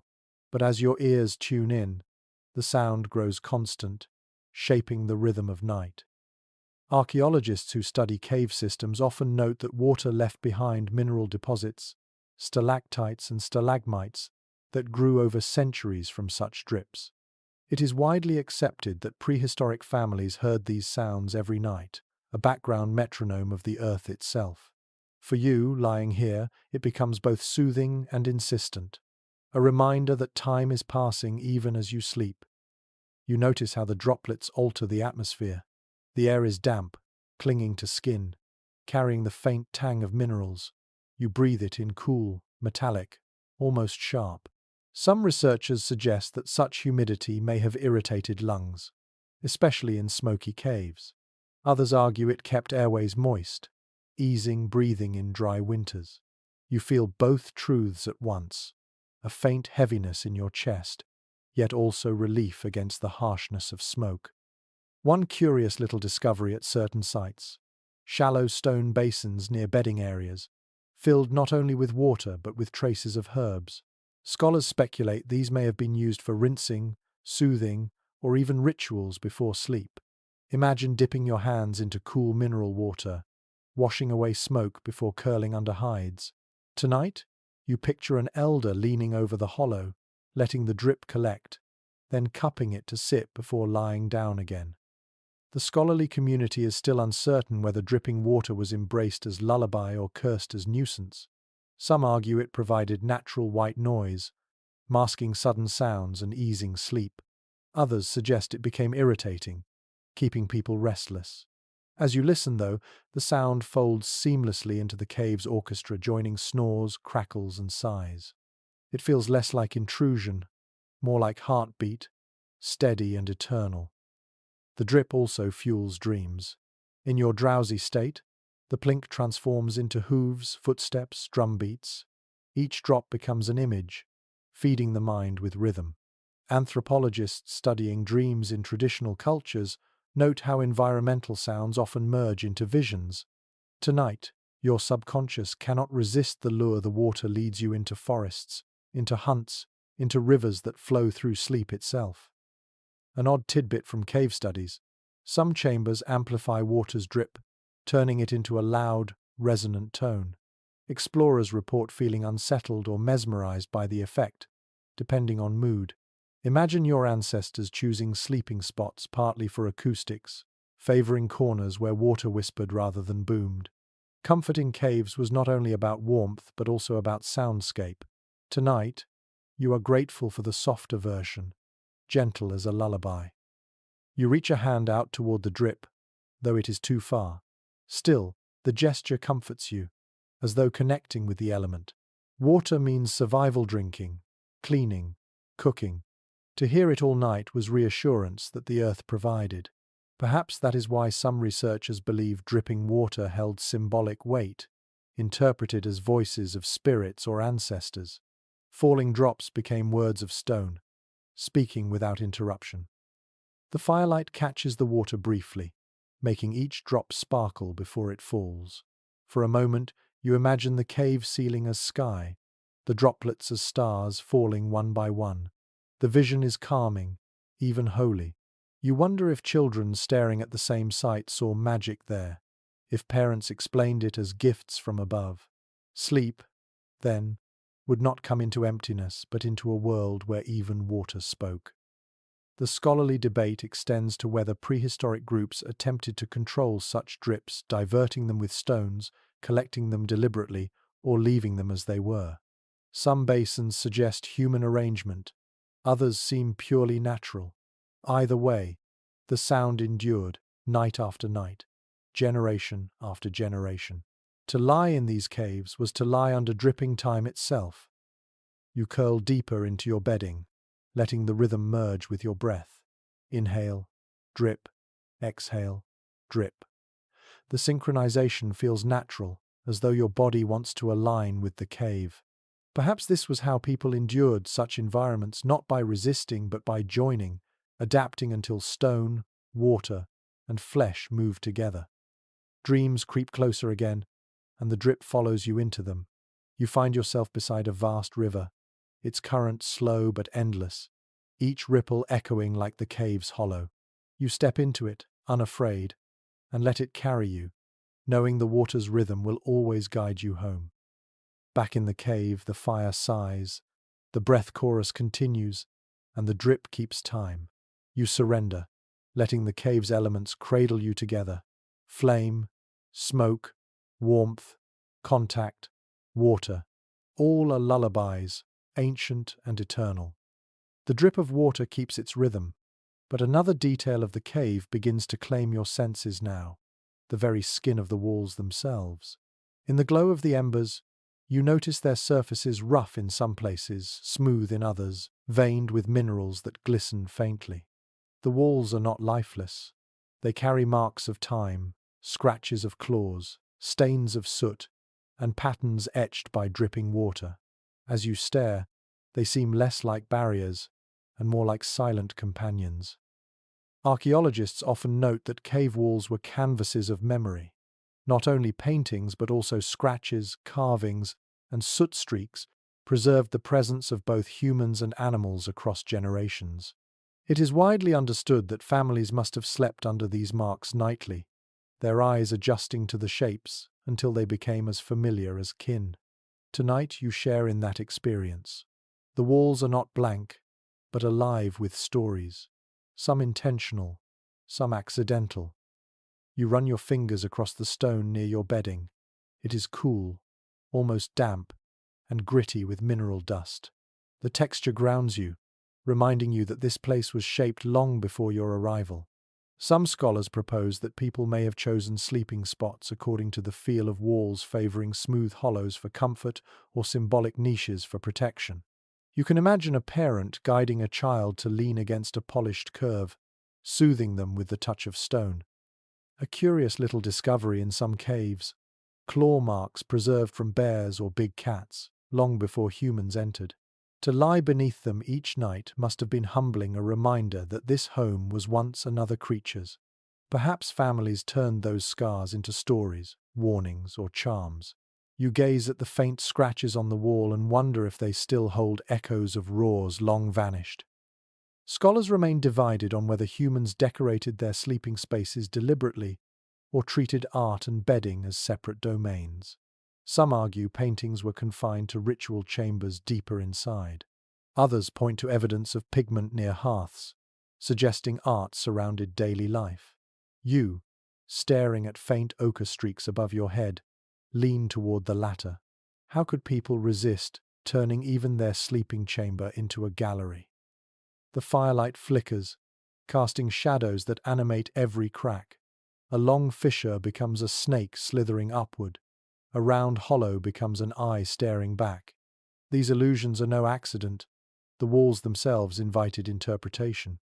Imagine a child pointing out shapes night after night, their imagination sharpened by the interplay of pigment, crack, and flame. The cave was not passive. It collaborated in storytelling, shaping both dreams and fears.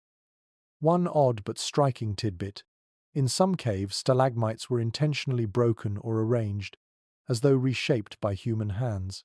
Perhaps they were obstacles to comfort, or perhaps they were turned into symbols, guardians at the edges of sleeping spaces. You can almost feel the urge yourself. If a jagged stone juts too close, you'd move it or break it, reshaping the chamber into something more human. You stretch out your arm again, palm pressed flat against the rock. The coolness seeps into your skin, balancing the warmth of the fire. It is strangely soothing, as if the cave itself lends you its patience. Stone has no urgency. It waits, unhurried, carrying memories far older than your kind. To rest against it is to borrow that patience, to let your body slow into its rhythm. Scholarly debate continues about whether caves were chosen more for practical features, dry floors, narrow entrances, or symbolic ones, such as resonant acoustics and unique markings. Perhaps the answer is both. Tonight, as you lie beneath claw marks and ochre smears, warmed by stone's silence, you sense no division between practical and sacred. Comfort and meaning were inseparable here. A peculiar observation from spelunkers. Some caves hum faintly when wind passes through, the walls vibrating like a distant drum. If your ancestors heard such tones at night, perhaps they treated them as voices of the cave itself. Sleep would then come, not in silence, but in a choir of whispers, water dripping, stone humming, fire sighing. Even now, you half believe you hear a hum beneath the drip, a resonance too low to name.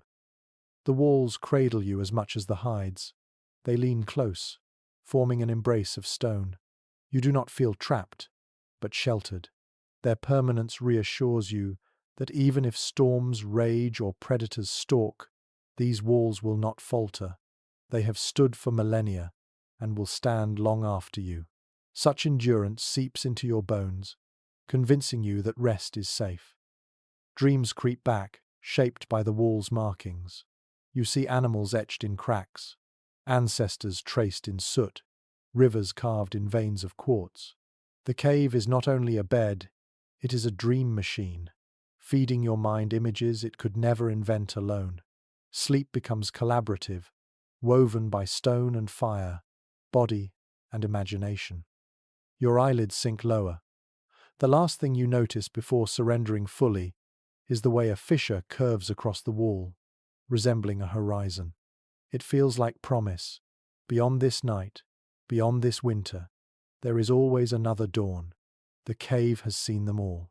It will see yours too. The walls have quieted you, their permanence sinking into your bones.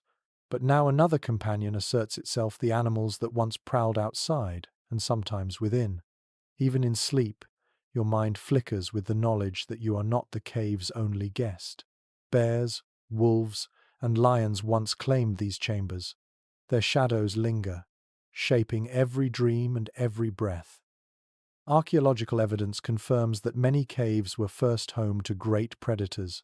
Bear skulls, lion bones, claw marks, gouged deep into stone, all testify that humans were latecomers. It is broadly recognized that families bedding here in winter slept not in neutral space, but in contested territory. Tonight you feel that tension, the warmth of kin pressed close, yet always the nagging thought something else has slept here before me.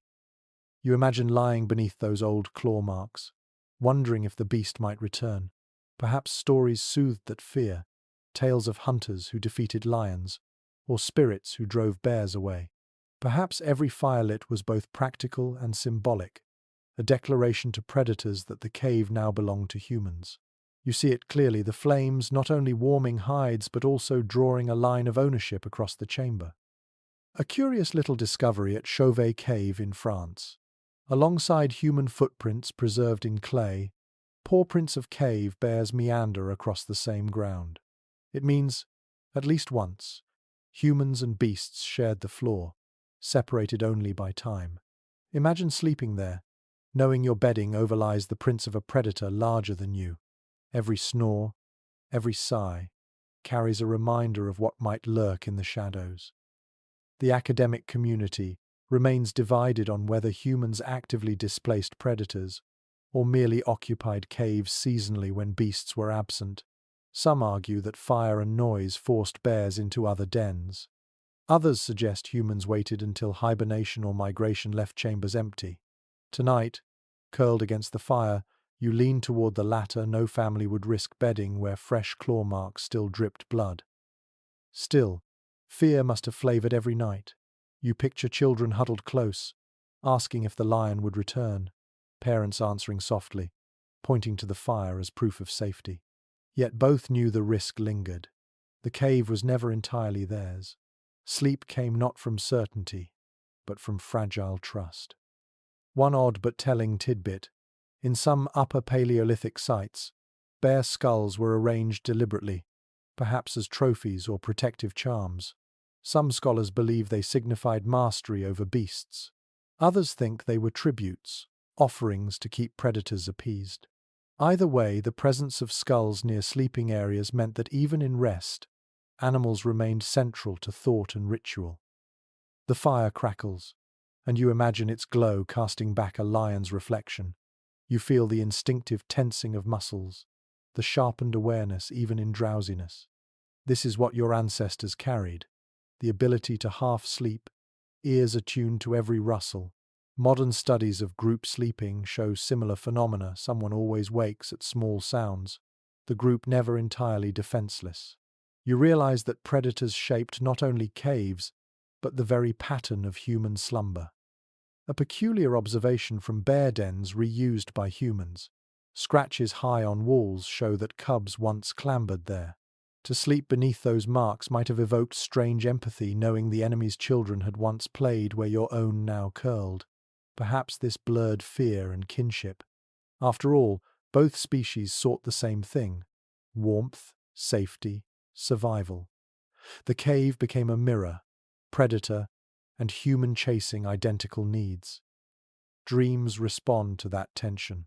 You drift into visions of sharing the chamber with beasts lying beside a bear that snores louder than any human, watching wolves curl in a circle near the entrance, lions flicking tails by the fire. The imagery is both terrifying and oddly tender. You sense what your ancestors may have felt, that boundaries between species blur in darkness. Night makes kin of all sleepers. Scholars still argue whether such visions fed early myths of animal-human transformation. Perhaps the belief that shamans could take the form of bear or lion arose not from hunts, but from nights of uneasy sleep in shared caves.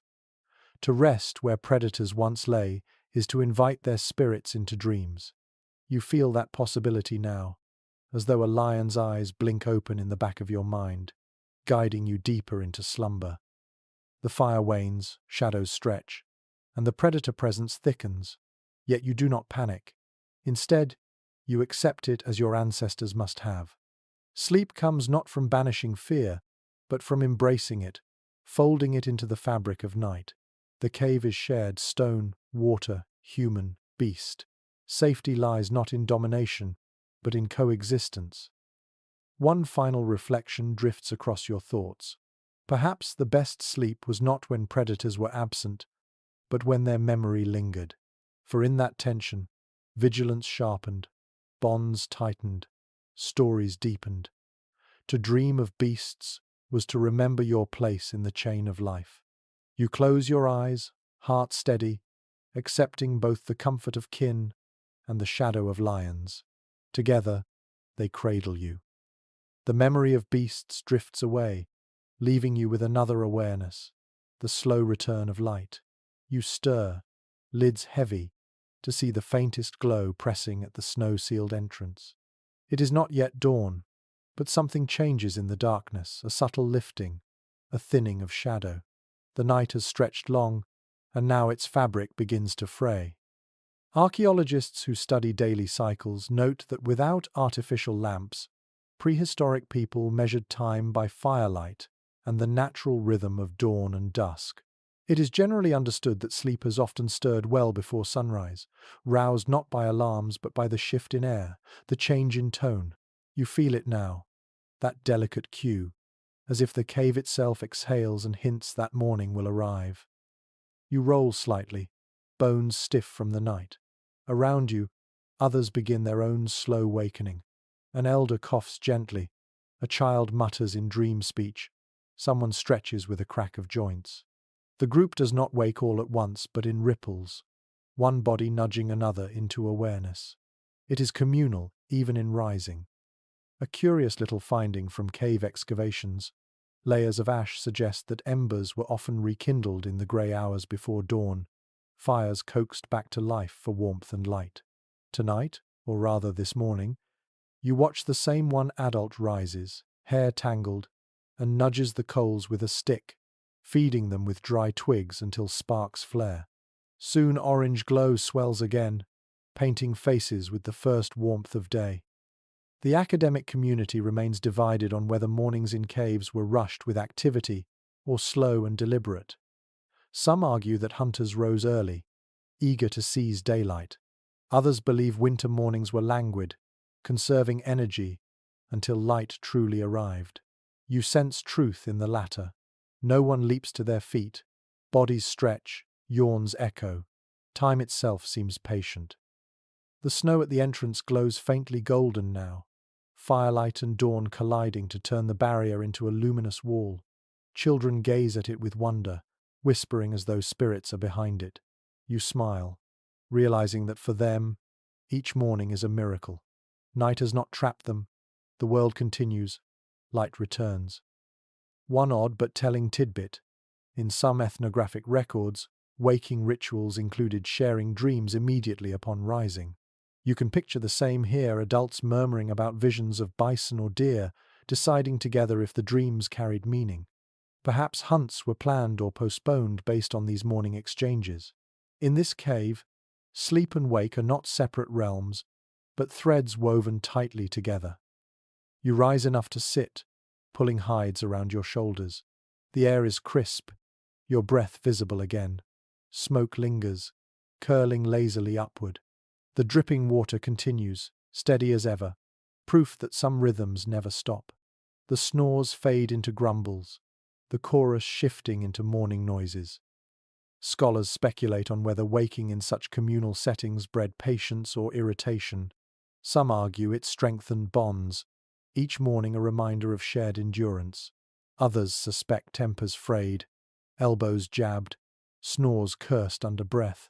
You witness both in the cave, laughter as a child tumbles out of bedding, a groan as an elder rubs aching knees.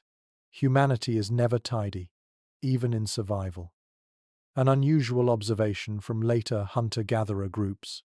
Dawn often meant small rituals of grooming, combing hair with fingers, rinsing faces with cold water, stretching limbs. Perhaps your ancestors did the same.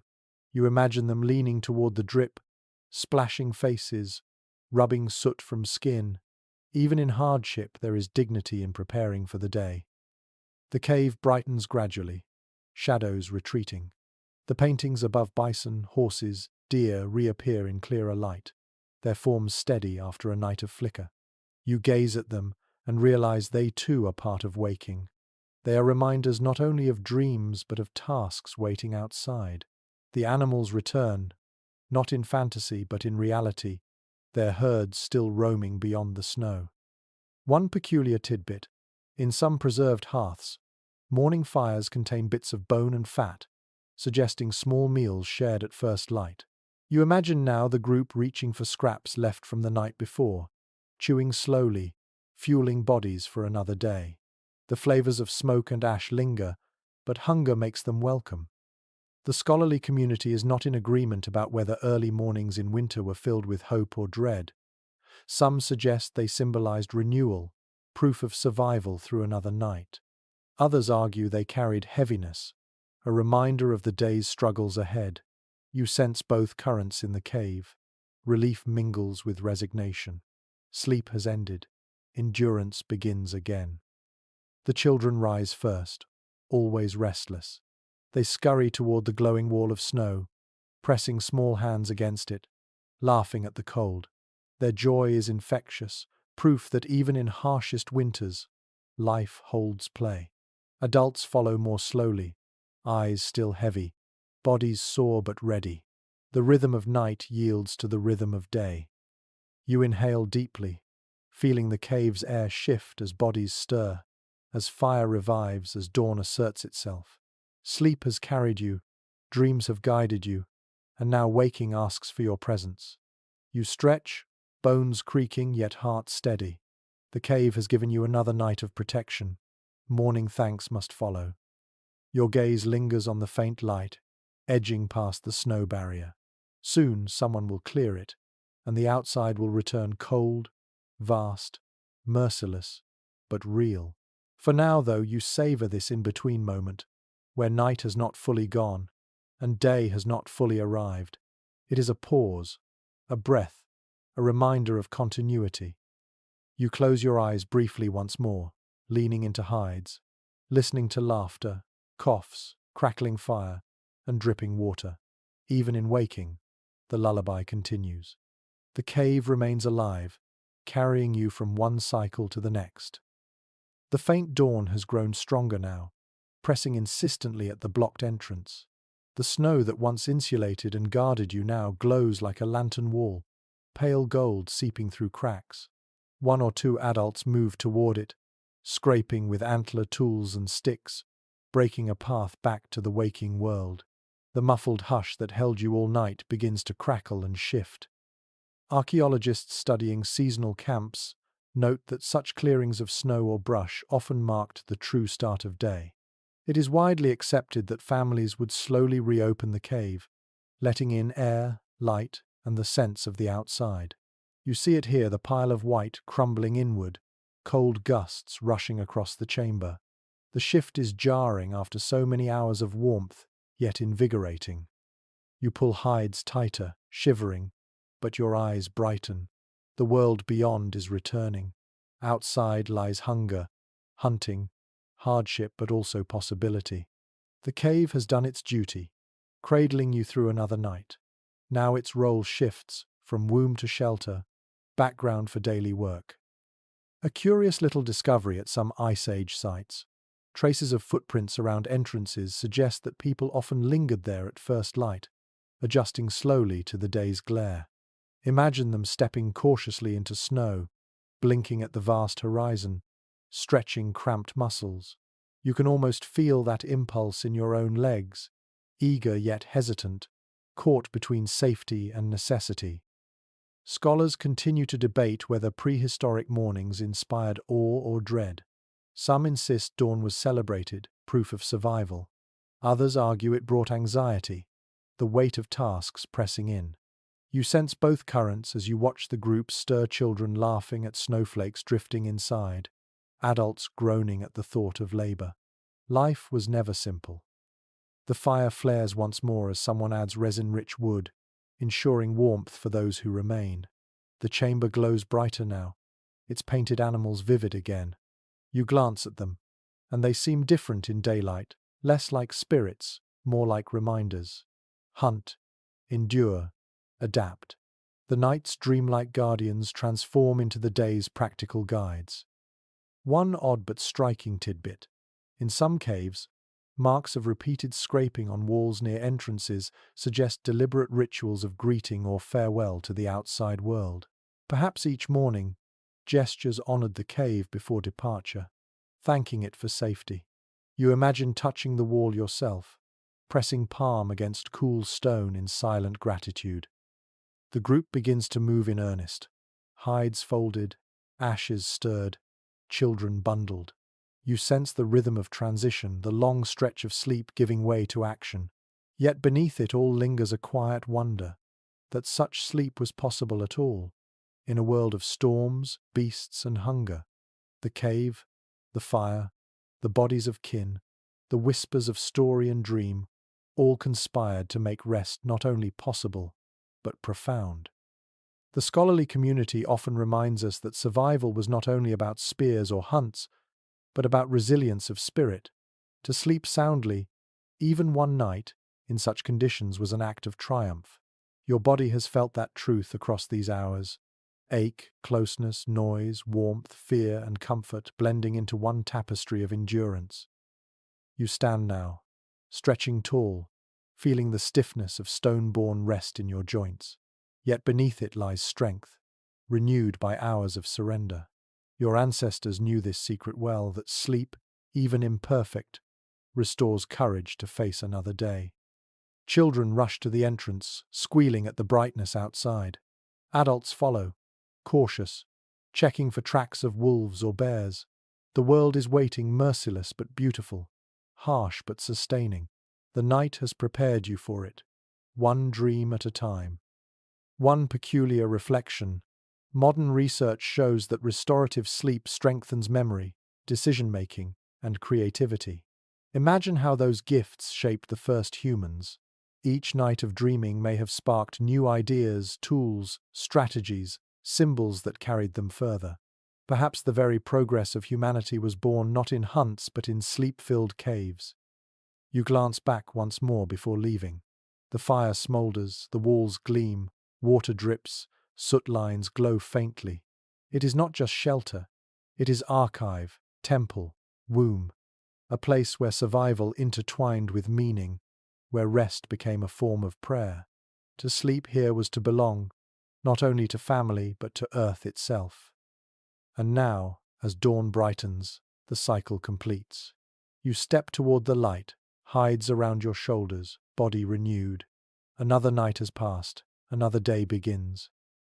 And so, as the snow-muffled cave gives way to dawn, you feel the arc of the night settle within you. The fire has dimmed, the paintings have watched, the breath of kin has wrapped you, and now light stretches across stone, soft and forgiving. It is time to leave the dream of caves behind, but gently, without hurry. Close your eyes once more. Picture the walls, cool and enduring, leaning close to hold you. Hear the water drip, patient and steady, like time itself. Feel the warmth of bodies beside you, each heartbeat echoing with yours. Let the memory of bison and deer linger in your mind, not as fear but as guardians, companions who kept watch as you slept. The storm outside has calmed, and the air is lighter, easier. You walk out slowly, still wrapped in furs, your breath visible in the morning cold. The horizon glows pale, promising another day. And yet, you are not rushed. You carry with you the stillness of the night, the calm rhythm of breath, the wisdom of rest. Let your body grow heavy now, as if stone itself cradles you. Let your thoughts soften like embers fading to ash. You are safe. You are sheltered. You are part of something older than time. The night is not your enemy. It is your greatest companion, teaching you to surrender, teaching you to trust. Breathe deeply, slowly. Inhale the warmth of the fire that still glows within. Exhale the last tension of the day. You are ready for sleep, ready for dreams, ready to join the long lineage of sleepers who once lay in caves, who once trusted the night as you do now. Rest easy, sleep well. The cave will hold you.